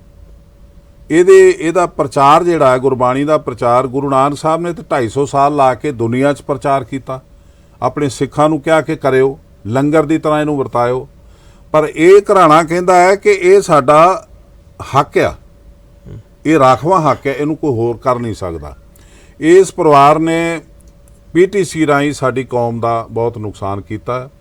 ਇਹ ਜਿੱਥੋਂ ਸ਼ੁਰੂ ਹੋਇਆ ਅੱਜ ਜਿੱਥੇ ਇਹਦੀ ਸਮਾਪਤੀ ਹੋ ਰਹੀ ਆ, ਉਹ ਤੁਸੀਂ ਕਿੱਥੇ, ਇੱਕ ਪਾਸੇ ਤੇ ਬ੍ਰਹਮ ਗਿਆਨਤਾ ਤੇ ਇੱਕ ਪਾਸੇ ਦੇਹ ਵਪਾਰ। ਤੁਸੀਂ ਇਹਦੀ ਸਮਾਪਤੀ ਕਿਵੇਂ ਮੰਨ ਰਹੇ ਹੋ? ਸਮਾਪਤੀ ਹੋ ਰਹੀ ਹੈ? ਇਹ ਸਮਾਪਤੀ ਹੈ ਜੀ। ਹੁਣ ਜਥੇਦਾਰ ਸਾਹਿਬ ਨੇ ਕਹਿਤਾ ਤਾਂ ਸਮਾਪਤੀ ਹੋ ਰਹੀ ਹੈ? ਬਿਲਕੁਲ, ਇਹਦੀ ਸਮਾਪਤੀ ਹੈ। ਨਹੀਂ, ਤੁਸੀਂ ਜੋ ਜਥੇਦਾਰ ਸਾਹਿਬ ਕਹਿੰਦੇ ਆ SGPC ਨੂੰ ਵੀ ਤੁਸੀਂ ਆਦੇ ਚੈਨਲ ਲਾਉਣ ਬਾਰੇ ਸੋਚੋ, ਉਹ ਇੱਕ ਕਮੇਟੀ ਦਾ ਗਠਨ ਕਰ ਦਿੰਦੇ ਆ, ਤੁਸੀਂ ਉਸ ਤੋਂ ਸਵਾਲ ਚੁੱਕਦੇ ਹੋ ਕਿ ਇਹਨਾਂ ਕੋਲ ਤਾਂ ਪੈਸੇ ਹੈ ਨਹੀਂਗੇ, ਐਡੀ ਵੱਡੀ ਕੌਮ ਹੈ, ਇੰਨਾ ਬਜਟ ਹੈ, ਤੁਸੀਂ ਕਹਿੰਦੇ ਹੋ ਇਹਨਾਂ ਨੇ 200 ਕਰੋੜ ਰੁਪਏ ਮੰਗ ਲਿਆ। ਨਹੀਂ, ਅਸੀਂ ਇਹ ਨਹੀਂ ਕਹਿ ਰਹੇ ਇਹਨਾਂ ਕੋਲ ਪੈਸੇ ਹੈ ਨਹੀਂ, ਉਹ ਆਪ ਕਹਿੰਦੇ ਸਾਡੇ ਕੋਲ ਪੈਸੇ ਹੈ ਨਹੀਂ। ਪ੍ਰਬੰਧਕ ਕਮੇਟੀ ਆਪ ਕਹਿੰਦੀ ਆ ਵੀ ਉਹਨੇ ਹੁਕਮ ਤੇ ਕਰਤਾ ਸਾਨੂੰ, ਪਰ ਸਾਡੇ ਕੋਲੇ ਪੈਸੇ ਹੈ ਨਹੀਂ। ਅਸੀਂ ਨਹੀਂ ਕਿਹਾ ਇਹਨਾਂ ਕੋਲ ਪੈਸੇ ਹੈ ਨਹੀਂ। ਅਸੀਂ ਕਿਉਂ ਕਹੀਏ? ਸਾਨੂੰ ਪਤਾ ਉੱਥੇ ਅਰਬਾਂ ਰੁਪਏ ਦਾ ਬਜਟ ਹੈ, ਪੈਸੇ ਘੱਟ ਹੀ ਨਹੀਂ ਸਕਦੇ।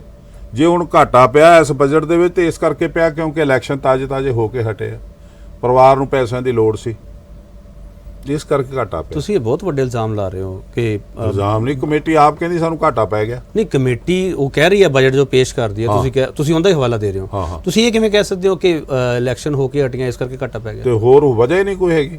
ਜਾਂ ਕਰੋਨਾ ਸੀ ਜਾਂ ਇਲੈਕਸ਼ਨ ਹੈ, ਜਾਂ ਕਰੋਨਾ ਸੀ ਜਾਂ ਇਲੈਕਸ਼ਨ ਹੈ। ਨਹੀਂ, ਉਸ ਹਰ 3 ਘੰਟੇ ਭਾਈ ਸਾਹਿਬ ਲਾਈਨ ਨਹੀਂ ਟੁੱਟਦੀ ਹਰਿਮੰਦਰ ਸਾਹਿਬ ਦੀ, ਬਾਬਾ ਦੀਪ ਸਿੰਘ ਸ਼ਹੀਦ ਗੁਰਦੁਆਰੇ ਦੀ। ਘਾਟੇ ਕਿੱਥੋਂ ਪੈ ਜਾਣਗੇ?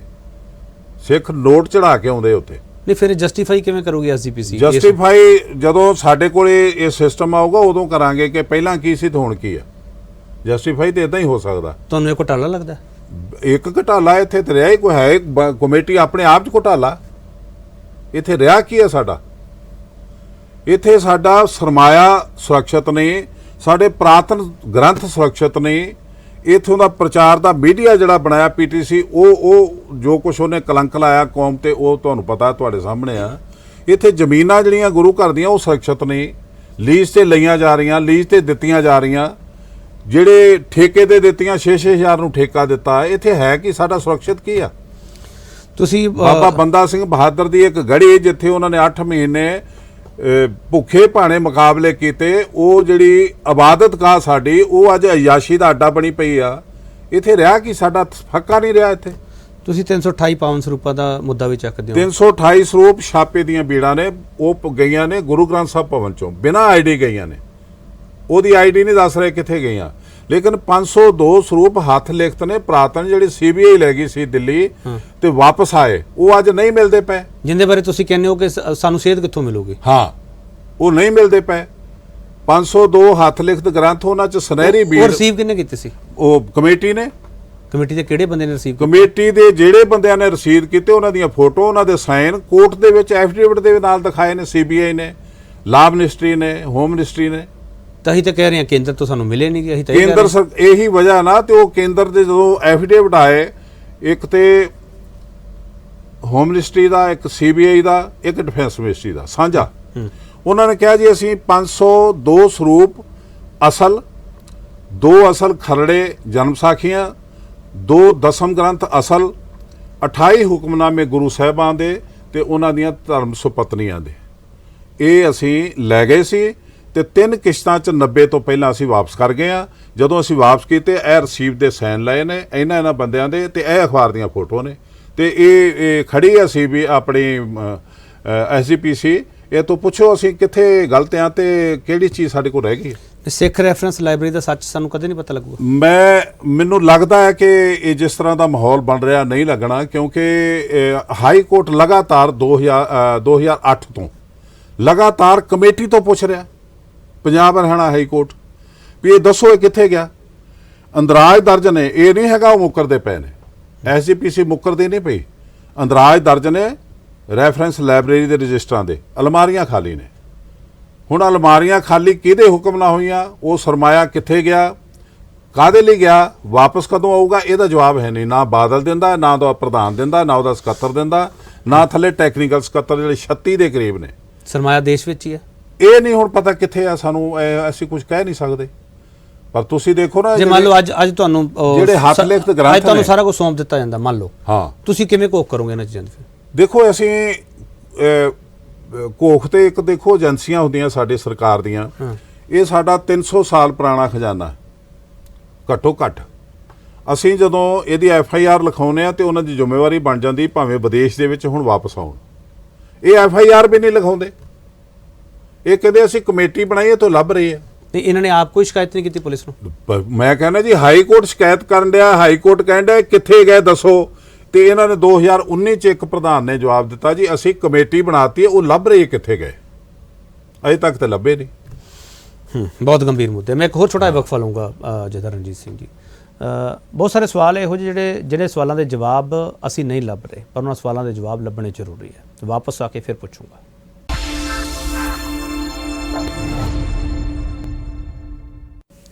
ਇੱਕ ਵਾਰ ਫਿਰ ਤੁਹਾਡਾ ਸਵਾਗਤ ਕਰਦੇ ਹਾਂ। ਜਥੇਦਾਰ ਰਣਜੀਤ ਸਿੰਘ ਸਾਬਕਾ ਜਥੇਦਾਰ ਸ਼੍ਰੀ ਅਕਾਲ ਤਖਤ ਸਾਹਿਬ, ਉਹ ਸਾਡੇ ਨਾਲ ਮੌਜੂਦ ਹੈਗੇ। ਮੈਂ ਤੁਹਾਡੇ ਤੋਂ ਬਹੁਤ ਸਵਾਲ ਲਏ ਹੈ ਜਥੇਦਾਰ ਰਣਜੀਤ ਸਿੰਘ ਜੀ, ਕਈ ਸਵਾਲ ਹੈ ਜਿਨ੍ਹਾਂ ਦੇ ਜਵਾਬ ਅਜੇ ਵੀ ਸਾਨੂੰ ਨਹੀਂ ਮਿਲ ਪਾ ਰਹੇ। ਇੱਕ ਸਵਾਲ ਇਹ ਹੈ ਕਿ ਜਦੋਂ ਸਰਕਾਰ ਦੇ ਵਿੱਚੋਂ ਅਕਾਲੀ ਦਲ ਬਾਹਰ ਹੁੰਦਾ, ਸੱਤਾ ਤੋਂ ਬਾਹਰ ਹੁੰਦਾ, ਫਿਰ ਹੁਣ ਇਸ ਵਾਰ ਫਿਰ ਤੀਜੇ ਸਥਾਨ ਤੇ ਹੈ, ਪਹਿਲਾਂ ਵੀ ਤੀਜੇ ਸਥਾਨ ਤੇ, ਇਸ ਵਕਤ ਹਾਲਾਤ ਹੈ ਤੀਜੇ ਨੰਬਰ ਤੇ ਹੈ ਤੇ 3 ਸੀਟਾਂ। ਪਰ ਹੁਣ ਜਿਹੜਾ ਸਵਾਲ ਖੜਾ ਹੋਇਆ, ਹੁਣ ਇਹ ਸਵਾਲ ਖੜਾ ਹੋਇਆ ਕਿ SGPC ਬਚਾ ਲਓ, ਨਹੀਂ ਤਾਂ ਇਹਦੇ ਤੇ ਵੀ ਕਬਜ਼ਾ ਹੋ ਜਾਊਗਾ। ਜਦੋਂ ਬਾਦਲ ਸਾਹਿਬ ਖੁਦ ਇਹ ਗੱਲ ਕਹਿੰਦੇ ਆ, ਉਹਦਾ ਮਤਲਬ ਕੀ ਸਮਝਾਂ ਮੈਂ? ਉਹਦਾ ਮਤਲਬ ਇਹ ਹੈ ਵੀ ਤੁਸੀਂ ਸਾਨੂੰ ਇਹ ਨਾ ਕਹੋ ਤੁਸੀਂ ਹਾਰੇ ਹੋਏ ਹੋ, ਤੁਹਾਨੂੰ ਮਿਲਣਾ ਹੀ ਕੁਝ ਨਹੀਂ। ਉਹਦਾ ਮਤਲਬ ਇਹ ਹੈ ਵੀ ਇਹ ਸਾਰਾ ਕੁਝ ਮੇਰਾ ਜਾ ਰਿਹਾ, ਕਮੇਟੀ ਰਹਿਣ ਦਿਓ, ਮੇਰਾ ਰੁਜ਼ਗਾਰ ਚੱਲਦਾ ਰਹੇ। ਇਹਦਾ ਮਤਲਬ ਇਹ ਆ, ਇਹ ਤਰਲਾ ਆ ਉਹਦਾ ਕਿ ਇਹ ਮੇਰੇ ਕੋਲ ਰਹਿਣ ਦਿਓ, ਮੈਂ ਆਪਣਾ ਬਿਜ਼ਨਸ ਚਲਾਈ ਰੱਖਾਂ। ਇਹ ਬਿਜ਼ਨਸ ਨਹੀਂ, ਇਹ ਗੁਰੂ ਨਾਨਕ ਦੀ ਸੱਚੀ ਪਾਤਸ਼ਾਹੀ ਆ। ਇਹਦੇ ਗੁਰੂ ਨਾਨਕ ਦੀ ਸੱਚੀ ਪਾਤਸ਼ਾਹੀ ਨੂੰ ਬਾਬਰ ਤੋਂ ਲੈ ਕੇ ਤੇ ਫਰਕਸ਼ੀਅਰ ਬਾਦਸ਼ਾਹ ਤੱਕ ਹੱਥ ਜੋੜ ਕੇ ਮੰਨਿਆ ਉਹਨਾਂ ਨੇ, ਮੁਗਲਾਂ ਨੇ। ਮੁਗਲਾਂ ਦਾ ਸਮਾਂ ਆਇਆ, ਬੰਦਾ ਸਿੰਘ ਬਹਾਦਰ ਦਾ ਸਮਾਂ ਆਇਆ, ਫਰਕਸ਼ੀਅਰ ਬਾਦਸ਼ਾਹ ਉਹਦਾ ਪਿਓ ਬਹਾਦਰ ਸ਼ਾਹ ਉਹ ਬੰਦਾ ਸਿੰਘ ਬਹਾਦਰ ਨੂੰ चिट्ठी लिखता, अवल ले सलाम हमारी, तुम फकीर हम माया तारी, और हम तुम एक गुर के दास, याही ते गुर भाई खास, करामात तुझमें गुर पाई, शाही उन मुझको संपाई। वो कहता मैं तुसी फकीर ते मैं माया धारी, तू दीन दी पातशाही तुहाडे कोल, दुनिया दी मेरे कोल सौंपी, जिस गुरु ने ओहदे असीं दास हैं। ਇਹਨੂੰ ਸਵੀਕਾਰ ਕਰਦੇ ਰਹੇ ਮੁਗਲ ਵੀ, ਪਰ ਅੱਜ ਉਹ ਗੁਰੂ ਨਾਨਕ ਦੀ ਸੱਚੀ ਪਾਤਸ਼ਾਹੀ, ਦੀਨ ਦੀ ਪਾਤਸ਼ਾਹੀ ਬਾਦਲ ਦੇ ਪੈਰਾਂ 'ਚ ਰੁਲਦੀ ਪਈ, ਜਿਹੜਾ ਆਪ ਗੁਰਾ ਨਗੋਰਾ।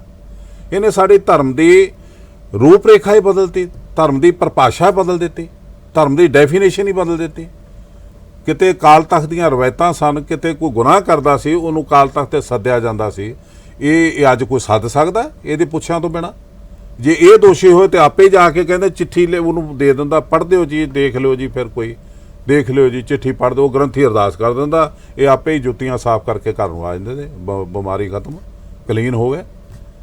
ਤੋ ਸਾਡੀਆਂ ਰਵਾਇਤਾਂ ਭਾਈ ਸਾਹਿਬ ਨਹੀਂ ਰਹੀਆਂ, ਸਾਡਾ ਰੋਣਾ ਇਹੀ ਆ। ਮੇਰਾ ਕੋਈ ਬਾਦਲ ਨਾਲ ਨਿੱਜੀ ਦੁਸ਼ਮਣੀ ਨਹੀਂ, ਨਾ ਉਹਦੇ ਬੱਚਿਆਂ ਨਾਲ ਆ, ਉਹ ਪ੍ਰਮਾਤਮਾ ਉਹਨਾਂ ਦੀ ਲੰਮੀ ਉਮਰ ਕਰੇ, ਪਰ ਸਾਨੂੰ ਪ੍ਰਕਾਸ਼ ਸਿੰਘ ਬਾਦਲ ਕਮੇਟੀ ਵੀ ਲੈ ਲਵੇ, ਵੋਟਾਂ ਪਾਉਂਦੇ ਸਿੱਖ ਹੋਰ ਤਰਲੇ ਕਰ ਲੈ ਲਵੇ, ਪਰ ਇਹ ਖਜ਼ਾਨਾ ਵਾਪਸ ਕਰ ਦੇਵੇ ਜਿਹੜਾ ਮੈਂ ਤੁਹਾਨੂੰ ਗਿਣ ਕੇ ਦਿੱਤਾ ਵੀ ਇਹ ਜਾ ਚੁੱਕਾ।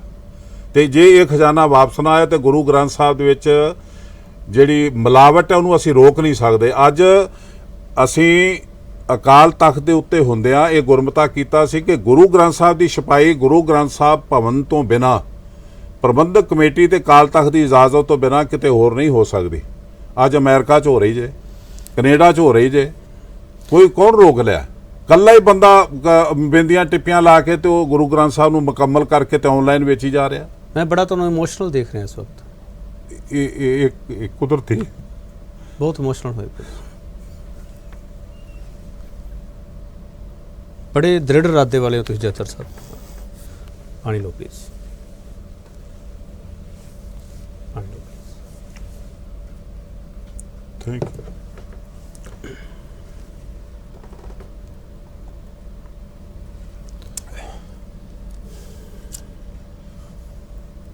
सॉरी,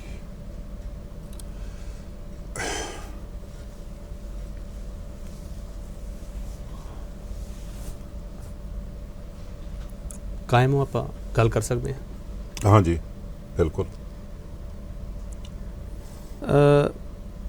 ਤੁਸੀਂ ਆਪ ਹੀ ਕਲੀਅਰ ਕੀਤਾ ਇਹ ਗੱਲ ਵੀ ਮੇਰੀ ਉਹਨਾਂ ਨਾਲ ਕੋਈ ਨਿੱਜੀ ਦੁਸ਼ਮਣੀ ਨਹੀਂ ਹੈਗੀ, ਜੀ। ਪਰ ਜਿਹੜੇ ਅਹੁਦੇ ਤੇ ਤੁਸੀਂ ਰਹੇ ਹੋ, ਜਿੱਥੇ ਤੁਹਾਨੂੰ ਲੋਕ ਦੇਖ ਰਹੇ ਆ, ਕੁਝ ਲੋਕ ਇਹ ਗੱਲ ਕਰਦੇ ਆ ਕਿ ਸਿਆਸਤ ਦੀ ਗੱਲ ਜਥੇਦਾਰ ਸਾਹਿਬ ਨੂੰ ਘੱਟ ਕਰਨੀ ਚਾਹੀਦੀ ਹੈ ਤੇ ਧਰਮ ਦੀ ਗੱਲ, ਸਿੱਖਿਆ ਦੀ ਗੱਲ ਜ਼ਿਆਦਾ ਕਰਨੀ ਚਾਹੀਦੀ ਹੈ। ਤੁਹਾਨੂੰ ਕਦੇ ਇਹ ਸਵਾਲ ਆਉਂਦਾ? ਦੇਖੋ, ਮੈਂ ਜਿਹੜੀ ਗੱਲ ਕਰਦਾ ਹਟਿਆ ਉਹ ਦੀਨ ਦੀ ਪਾਤਸ਼ਾਹੀ, ਅਕਾਲ ਪੁਰਖ ਸੱਚਾ ਵਾਹਿਗੁਰੂ ਸਾਡਾ ਪਾਤਸ਼ਾਹ, ਉਹਦਾ ਪੈਗਾਮ ਦੇਣ ਵਾਲਾ ਪੈਗੰਬਰ ਸਾਡਾ ਪੀਰ ਗੁਰੂ, ਇਹ ਇੱਕ ਰਾਜਨੀਤੀ ਹੈ। ਇਸ ਰਾਜਨੀਤੀ ਦੇ ਵਿੱਚ ਚੱਲਣ ਵਾਲਾ ਕਿਤੇ ਕੌਮ ਦੇ ਭਲੇ ਲਈ ਜਾਂ ਧਰਮ ਦੇ ਭਲੇ ਲਈ ਜਾਂ ਸਮਾਜ ਦੇ ਭਲੇ ਲਈ ਜਾਂ ਮਨੁੱਖਤਾ ਦੇ ਭਲੇ ਲਈ ਕਿਤੇ ਲੋੜ ਪਏ ਤੇ ਆਪਣਾ ਸਰੀਰ ਦਾਨ ਦਿੰਦਾ ਹੈ।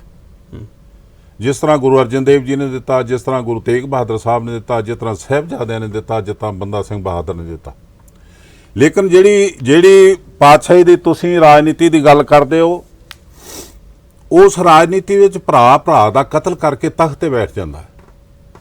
ਇਹ ਦਵੰਦ ਹੈ। ਜਿਹੜੀ ਗੁਰੂ ਨਾਨਕ ਦੀ ਪਾਤਸ਼ਾਹੀ ਉਹ ਸੱਚੀ ਪਾਤਸ਼ਾਹੀ ਹੈ। ਨਾਨਕ ਹੋਰ ਪਾਤਸ਼ਾਹੀਆਂ ਕੂੜੀਆਂ ਨਾਮ ਰਤੇ ਪਾਤਸ਼ਾਹ, ਇਹ ਭੂਪਤ ਰਾਜੇ ਦਿਵਸ ਰਾਜ ਕੇ ਚਾਰ ਕੇ ਝੂਠੇ ਕਥ ਦਵਾਜਾ। ਤੇ ਇਹ ਜਿਹੜੀ ਦੁਨੀਆ ਦੀ ਪਾਤਸ਼ਾਹੀ ਆ ਇਹ ਝੂਠੀ ਆ, ਤੇ ਝੂਠੀ ਪਾਤਸ਼ਾਹੀ ਸਵਾਰਥ ਲਈ ਭਰਾ ਨੂੰ ਕਤਲ ਕਰਾ ਦਿੰਦੀ ਹੈ।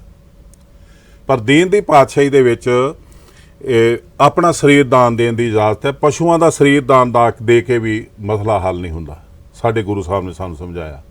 ਤੋ ਇਹ ਸਾਡੇ ਹੱਥੋਂ ਨਿਕਲ ਰਹੀ ਹੋਵੇ, ਸਾਡੀ ਆਤਮਾ ਤੇ ਪਰਮ ਪਿਤਾ ਪਰਮਾਤਮਾ ਨੂੰ ਜੋੜਨ ਲਈ, ਸਾਡੀ ਆਤਮਾ ਪਰਮ ਪਿਤਾ ਪਰਮਾਤਮਾ 'ਚ ਲੀਨ ਕਰਨ ਲਈ ਸਾਡੇ ਕੋਲ ਇੱਕ ਜੀਵਨ ਜਾਚ ਹੋਵੇ, ਉਹ ਸਾਡੇ ਹੱਥੋਂ ਜਾਂਦੀ ਹੋਵੇ ਤੇ ਫਿਰ ਸਾਡਾ ਰਹਿ ਕੀ ਜਾਂਦਾ ਜੀ?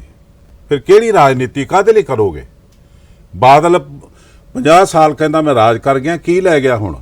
ਉਹਦੇ ਕੋਲ ਕੀ ਹੈ ਇਸ ਵੇਲੇ? ਉਹਦੇ ਹੱਥਾਂ 'ਚ ਕੀ ਹੈ ਇਸ ਵੇਲੇ? ਲੇਕਿਨ ਸਾਡਾ ਦੁੱਖ ਇਹ ਆ ਕਿ ਗੁਰੂ ਨਾਨਕ ਸਾਹਿਬ ਤੋਂ ਲੈ ਕੇ ਗੁਰੂ ਗੋਬਿੰਦ ਸਿੰਘ ਜੀ ਤੱਕ, ਉਹਦੇ ਬੱਚਿਆਂ ਤੱਕ, ਉਹਦੀ ਸ਼ਹਾਦਤ ਤੱਕ 250 ਸਾਲ ਦਾ ਪੀਰੀਅਡ ਹੈ। ਉਹ 250 ਸਾਲ ਦੇ ਪੀਰੀਅਡ 'ਚ ਜਦੋਜਹਿਦ ਹੋਈ, ਕੁਰਬਾਨੀਆਂ ਹੋਈਆਂ, ਸ਼ਹਾਦਤਾਂ ਹੋਈਆਂ, ਤਾਂ ਸਾਨੂੰ ਜਾ ਕੇ ਇਹ ਧਰਮ ਮਿਲਿਆ, ਖਾਲਸਾ ਧਰਮ। ਐਂਡ ਤੇ ਲਾਸਟ ਤੇ 250 ਸਾਲ ਜਦੋਂ ਹੋਏ, 239 ਸਾਲ, ਦਸਮ ਪਾਤਸ਼ਾਹ ਦੇ ਬੱਚਿਆਂ ਤੇ ਪੇਪਰ ਪਿਆ, 9 ਸਾਲ ਤੇ 7 ਸਾਲ ਦੇ, ਵੀ ਧਰਮ ਤਿਆਗ ਦਿਓ, ਜਾਨਾਂ ਬਚ ਜਾਣਗੀਆਂ, ਨਹੀਂ ਤੇ ਖੂਨ ਪੀਓ ਗਾਂ ਦਾ, ਕੱਢ ਕੇ ਲਿਆਂਦਾ ਸੀ ਸੂਬੇ ਸਰਹੰਦ ਨੇ, ਅਸਲਾਮ ਕਬੂਲ ਕਰੋ, ਤੁਹਾਨੂੰ ਅਸੀਂ ਹੂਰਾਂ ਤੇ ਜਗੀਰਾਂ ਦਿਆਂਗੇ। ਤੇ ਉਹਨਾਂ ਬੱਚਿਆਂ ਨੇ ਕਿਹਾ ਸੀ, ਨਾ ਹੂਰਾਂ ਨਾ ਜਗੀਰਾਂ, ਅਸੀਂ ਆਪਣੇ ਦਾਦੇ ਦੀ ਤਰ੍ਹਾਂ ਸ਼ਹੀਦ ਹੋਵਾਂਗੇ, ਸਾਨੂੰ ਮੌਤ ਕਬੂਲ ਹੈ। ਏਡਾ ਵੱਡਾ ਫੈਸਲਾ ਛੋਟੀਆਂ ਛੋਟੀਆਂ ਉਮਰਾਂ ਦੇ ਵਿੱਚ, ਉਹ ਫੈਸਲੇ ਦੀ ਵਜ੍ਹਾ ਨਾਲ ਅਸੀਂ ਜਿਉਂਦੇ। ਉਹ ਫੈਸਲਾ, ਉਸ ਫੈਸਲੇ ਨੇ ਤੈਅ ਕੀਤਾ ਕਿ ਇਹ ਸਿੱਖ ਕੌਮ ਆ। ਸਾਡੀ ਪੋਲੀਟੀਕਲ ਤੇ ਧਾਰਮਿਕ ਆਜ਼ਾਦੀ ਉਸ ਫੈਸਲੇ ਨੇ ਦਿੱਤੀ। ਉਸ ਫੈਸਲੇ ਤੋਂ ਬਾਅਦ ਜਿਹੜਾ ਵਜ਼ੀਰ ਖਾਂ ਦਾ ਹਸ਼ਰ ਹੋਇਆ, ਬੰਦਾ ਸਿੰਘ ਬਹਾਦਰ ਨੇ ਕੀਤਾ, ਤੇ ਜਿਹੜਾ 7 ਸਦੀਆਂ ਦਾ ਬਾਦਸ਼ਾਹ ਸੀ, ਉਹਦਾ ਜੋ ਹਸ਼ਰ ਹੋਇਆ, ਉਹ ਦੁਨੀਆ ਨੇ ਦੇਖਿਆ, ਉਹ ਹਿਸਟਰੀ ਦੱਸਦੀ ਹੈ। ਤੋ ਅਸੀਂ ਅੱਜ ਸਾਡੇ ਪੱਲੇ ਕੀ, ਅਸੀਂ ਤਾਂ ਉਜੜੇ ਪਏ ਆ। ਇਸ ਬੰਦੇ ਨੇ ਸਾਨੂੰ ਉਜਾੜ ਕੇ ਰੱਖ ਦਿੱਤਾ, ਮੋਰਚੇ ਲਵਾ ਲਵਾ ਨੌਜਵਾਨ ਮਾਰ ਦਿੱਤੇ, ਅਕਾਲ ਤਖਤ ਢਹਿ ਗਿਆ, ਅਖਲਾਕੀ ਤੌਰ ਤੇ ਹਿੰਦੁਸਤਾਨ ਸਾਡੀ ਆਬਰੂ ਲੁੱਟੀ ਗਈ, ਪੈਸਾ ਸਾਡੇ ਕੋਲ ਨਹੀਂ ਰਿਹਾ, ਬੱਚੇ ਸਾਡੇ ਬੇਰੁਜ਼ਗਾਰ ਹੋ ਗਏ, ਬੱਚੇ ਸਾਡੇ ਐਜੂਕੇਸ਼ਨ ਤੋਂ ਬਿਨਾਂ ਹੋ ਗਏ, ਬੱਚੇ ਸਾਡੇ ਅੱਜ ਧੱਕੇ ਖਾਂਦੇ ਫਿਰਦੇ 7 ਸਮੁੰਦਰੋਂ ਪਾਰ। ਸਾਡਾ ਹੈ ਕੀ ਇੱਥੇ? ਬਚਿਆ ਕੀ ਆ? ਤੁਸੀਂ ਤਾਂ ਬਾਹਰ ਵੀ ਨਹੀਂ ਜਾ ਪਾ ਰਹੇ। ਬਾਹਰ ਵੀ ਇਹਦੀਆਂ ਮਿਹਰਬਾਨੀਆਂ ਨੇ। ਇਸ ਬੰਦੇ ਨੇ ਰਿਟਨ 'ਚ ਲਿਖ ਕੇ ਦਿੱਤਾ ਅੰਬੈਸੀਆਂ ਨੂੰ ਕਿ ਕਾਤਲ ਹੈ, ਫਲਾਨਾ ਹੈ, ਢੀਂਗੜਾ, ਇਹਨੂੰ ਬਾਹਰ ਨਾ ਜਾਣ ਦਿੱਤਾ, ਤੇ ਮੇਰਾ ਅੱਜ ਤੱਕ ਰੋਕ ਲੱਗੀ ਹੋਈ ਹੈ। ਕੈਨੇਡਾ, ਅਮਰੀਕਾ ਮੈਂ ਨਹੀਂ ਜਾ ਸਕਦਾ। ਬਹੁਤੇ ਲੋਕਾਂ ਦੇ ਮੇਰੇ ਕੋਲ ਮੈਸੇਜ ਆਉਂਦੇ ਆ, ਸਾਡੇ ਆਰਗੇਨਾਈਜੇਸ਼ਨ ਕੋਲ ਵੀ ਆਉਂਦੇ ਆ, ਵੀ ਜਥੇਦਾਰ ਰਣਜੀਤ ਸਿੰਘ ਹਰੀ ਇੱਥੇ ਨਹੀਂ ਆ ਰਹੇ ਸਾਡੇ ਕੋਲੇ। ਉਹਨਾਂ ਨੂੰ ਕੀ ਕਹੋਗੇ ਤੁਸੀਂ? ਉਹਨਾਂ ਨੂੰ ਇਹੀ ਕਹਾਂਗੇ ਕਿ ਜਿਹੜੀ ਸਰਕਾਰਾਂ ਦੀ ਆਪਸੀ ਗਿੱਟਮਿੱਟ ਹੈ, ਇਹਨਾਂ ਦੀ ਵਜ੍ਹਾ ਨਾਲ, ਉੱਦਾਂ ਮੈਨੂੰ ਕਾਨੂੰਨੀ ਤੌਰ ਤੇ ਰੋਕਿਆ ਨਹੀਂ ਜਾ ਸਕਦਾ। ਮੈਂ ਯੂਰਪ ਜਾ ਸਕਦਾ, ਯੂਰਪ, ਕਿਉਂਕਿ ਉਹਨਾਂ ਦੇ ਫਾਰਮ ਦੇ ਵਿੱਚ ਉਹ ਜਿਹੜਾ ਫਾਰਮ ਦੇ ਵਿੱਚ ਜਿਹੜਾ ਕਲਾਜ਼ ਹੁੰਦੀ ਆ ਸਜ਼ਾ ਦੀ, ਉਹ ਹੈ ਨਹੀਂ ਗੀ, ਇਹਨਾਂ ਦੇ ਹੈਗੀ ਆ। ਉਹ ਜਦੋਂ ਯੈਸ ਕਰੀਦਾ, ਉਦੋਂ ਉਹ ਖਾਤਾ ਖੋਲ ਲੈਂਦੇ, ਉਦੋਂ ਫਿਰ ਪਹਿਲਾਂ ਹੀ ਮਨਾ ਕਰ ਦਿੰਦੇ। ਹਾਲਾਂਕਿ ਕਰ ਨਹੀਂ ਸਕਦੇ, ਕਿਉਂਕਿ ਮੈਨੂੰ ਸਜ਼ਾ ਹੋਈ ਹੋਣ ਤੋਂ ਬਾਅਦ ਕੱਟਣ ਤੋਂ ਬਾਅਦ ਮੈਨੂੰ 22 ਸਾਲ ਹੋ ਗਏ ਬਾਹਰ ਬੈਠਿਆਂ ਨੂੰ। ਕੋਈ ਵੀ ਦੇਸ਼ ਦੀ ਸਰਕਾਰ ਇੰਨਾ ਸਮਾਂ ਕਿਸੇ ਵੀ ਕੈਦੀ ਨੂੰ ਆਪਣਾ ਗੁਲਾਮ ਜਾਂ ਦਾਗ ਲਾ ਕੇ ਨਹੀਂ ਰੱਖ ਸਕਦੀ। ਤੁਹਾਨੂੰ ਅਫਸੋਸ ਹੈ ਉਸ ਸਜ਼ਾ ਕੱਟਣ ਦਾ, ਉਸ ਜੋ ਤੁਹਾਡੇ ਤੇ ਇਹ ਸਾਰੇ ਐਲੀਗੇਸ਼ਨ ਲੱਗੇ? ਨਾ, ਕੋਈ ਅਫਸੋਸ ਨਹੀਂ, ਕੋਈ ਅਫਸੋਸ ਨਹੀਂ। ਉਹ ਜ਼ਹਿਰ ਸੀ ਜਾਂ ਅੰਮ੍ਰਿਤ ਆਪਣੀ ਮਰਜ਼ੀ ਨਾਲ ਪੀਤਾ, ਕੋਈ ਅਫਸੋਸ ਨਹੀਂ। ਅਫਸੋਸ ਹੈ ਤੇ ਇਹੋ ਜਿਹੇ ਭੜਵਿਆਂ ਤੇ ਵੀ ਜਿਨ੍ਹਾਂ ਨੇ ਸਾਡੇ ਤੋਂ ਕੰਮ ਲੈਣਾ ਸੀ, ਸਾਡੇ ਰਾਹੀਂ ਸੇਵਾ ਲੈਣੀ ਸੀ, ਉਹਨਾਂ ਨੇ ਸਾਨੂੰ ਲੰਬੀ ਸਜ਼ਾ ਦਿੱਤੀ। ਇਹ ਹੁਣ ਦੂਸਰੇ ਦੇਸ਼ ਦੇ ਵਿੱਚ ਜਾਣ ਲਈ ਕੋਈ ਵੀਜ਼ਾ ਲੱਗੇ, ਉਹਨੂੰ ਵੀ ਇਸ ਐਜ ਸਰਕਾਰ ਮੁੱਖ ਮੰਤਰੀ ਤੌਰ ਤੇ ਰੁਕਵਾਵੇ, ਤੇ ਕਿੱਡੀ ਸ਼ਰਮ ਵਾਲੀ ਗੱਲ ਹੈ। ਮੈਂ ਤੁਹਾਡੇ ਤੋਂ ਬਹੁਤ ਹੋਰ ਵੀ ਸਵਾਲ ਲੈਣਾ ਚਾਹੁੰਦਾ ਜਥੇਦਾਰ ਸਾਹਿਬ, ਪਰ ਵਕਤ ਇਜਾਜ਼ਤ ਨਹੀਂ ਦੇ ਰਿਹਾਗਾ। ਤੁਸੀਂ ਇਸ ਚਰਚਾ ਦੇ ਅੰਤ ਵਿੱਚ ਕੁਝ ਕਹਿਣਾ ਚਾਹੁੰਦੇ ਹੋ? ਇਸ ਚਰਚਾ ਦੇ ਅੰਤ 'ਚ ਮੈਂ ਤੇ ਤੁਹਾਡੇ ਮਾਧਿਅਮ ਰਾਹੀਂ ਜਾਂ ਆਪਣੇ ਜੋ ਮੇਰੇ ਕੋਲ ਵਸੀਲੇ ਨੇ, ਮੈਂ ਇਹੀ ਸਿੱਖਾਂ ਨੂੰ ਅਪੀਲ ਕਰਦਾ ਕਿ ਤੁਸੀਂ ਇਹ ਬਾਦਲ ਮੁਕਤ ਕਮੇਟੀ ਬਣਾ ਲਓ, ਸਾਡਾ ਸਾਰਾ ਕੁਝ ਬਚ ਜਾਊਗਾ, ਵਰਨਾ ਸਾਡੇ ਪੱਲੇ ਕੁਝ ਨਹੀਂ ਰਹਿਣਾ। ਤਕਰੀਬਨ ਮੈਂ 22 ਸਾਲ ਤੋਂ ਇਹ ਦੁਹਾਈ ਦਿੰਦਾ ਆ ਰਿਹਾ ਸਿੱਖਾਂ ਨੂੰ, ਪਰ ਕਿਸੇ ਨੇ ਕੁਝ ਸਮਝਿਆ, ਕਿਸੇ ਨੇ ਕੋਈ ਸਮਝਿਆ, ਕਿਸੇ ਨੇ ਕੋਈ ਇਲਜ਼ਾਮ ਲਾਇਆ। ਬਾਦਲ ਜਿਹੜਾ ਉਹ ਵੀ ਇਲਜ਼ਾਮ ਲਾਉਂਦਾ ਤੇ ਇਹ ਕਹਿੰਦਾ ਜੀ ਇਹ ਬੀ ਟੀਮ ਹੈ ਕਾਂਗਰਸ ਦੀ। ਹਾਂਜੀ, ਇਸ ਬੰਦੇ ਨੇ ਅਕਾਲੀ ਦਲ ਦਾ ਜਿਹੜਾ ਭੋਗ ਪਾਇਆ, ਉਹ ਕਾਂਗਰਸੀਆਂ ਦਾ ਨੂੰ ਆਪਣੇ 'ਚ ਲਿਆ ਕੇ ਅਕਾਲੀ ਦਲ 'ਚ ਪਾਇਆ। ਇਹ ਦੱਸੇ ਮੈਨੂੰ, ਇਹ ਬਲਬੀਰ ਸਿੰਘ ਜਾਂ ਗਾਲਬ ਜਾਂ ਇਹ ਜਿਹੜੇ ਮੰਤਰੀ ਇਹਨੇ ਬਣਾਏ ਨੇ, MP ਬਣਾਏ ਨੇ, ਜਾਂ ਇਹਦਾ ਬਾਦਲ ਦਾ ਜਵਾਈ, ਬਾਦਲ ਦੀ ਕੁੜੀ ਜਿਹੜੀ ਕਾਂਗਰਸ ਘਰ ਵਿਆਹੀ ਆ, ਮੁੰਡਾ ਕਾਂਗਰਸੀ ਘਰ ਵਿਆਹਿਆ, ਤੇ ਕਾਂਗਰਸੀ ਉਹ ਸਾਨੂੰ ਦੱਸੀ ਜਾਂਦਾ। ਹੁਣ ਜੋ ਬੋਲੀ ਜਾਵੇ, ਜੋ ਮਰਜ਼ੀ ਕੋਈ ਬੋਲੀ ਜਾਵੇ, ਜਿਹੜੇ ਇਲਜ਼ਾਮ ਹੁੰਦੇ ਨੇ ਉਹ ਹਕੀਕਤ ਉਦੋਂ ਬਣਦੇ ਜਦੋਂ ਪ੍ਰੂਫ ਦੇ ਦਿਓ। ਚਲੋ, ਬਹੁਤ ਧੰਨਵਾਦ, ਤੁਸੀਂ ਵਕਤ ਕੱਢਿਆ। ਧੰਨਵਾਦ ਜੀ। ਵਾਹਿਗੁਰੂ ਜੀ ਕਾ ਖਾਲਸਾ, ਵਾਹਿਗੁਰੂ ਜੀ ਕੀ ਫਤਿਹ। ਚੜ੍ਹਦੀ ਕਲਾ 'ਚ ਰਹੋ, ਹੌਸਲਾ ਰੱਖੋ। ਇਹ ਸਨ ਜਥੇਦਾਰ ਰਣਜੀਤ ਸਿੰਘ, ਜਿਨ੍ਹਾਂ ਤੋਂ ਅਸੀਂ ਬਹੁਤ ਸਾਰੇ ਸਵਾਲ ਜਵਾਬ ਲਏ ਆ, ਤੇ ਕੁਝ ਪਲ ਲਈ ਇਮੋਸ਼ਨਲ ਵੀ ਹੋਏ ਆ। ਉਹਨਾਂ ਦੇ ਹੰਝੂ ਤੁਹਾਨੂੰ ਕੀ ਕਹਿ ਗਏ ਆ, ਤੁਹਾਨੂੰ ਕੀ ਦੱਸ ਕੇ ਗਏ ਆ, ਉਹਨਾਂ ਦੀ ਆਵਾਜ਼ ਦੇ ਵਿੱਚ ਕਿੰਨੀ ਸੱਚਾਈ ਹੈਗੀ ਹੈ, ਉਹਨਾਂ ਦੇ ਮੁੱਦਿਆਂ ਦੇ ਵਿੱਚ ਕਿੰਨਾ ਦਮ ਹੈਗਾ, ਇਹ ਫੈਸਲਾ ਤੁਸੀਂ ਕਰਨਾ ਹੈ। ਅੱਜ ਦੀ ਗੱਲਬਾਤ ਤੁਹਾਨੂੰ ਕਿਵੇਂ ਲੱਗੀ ਤੁਸੀਂ ਸਾਨੂੰ ਜ਼ਰੂਰ ਦੱਸਿਓ। ਬਹੁਤ ਧੰਨਵਾਦ।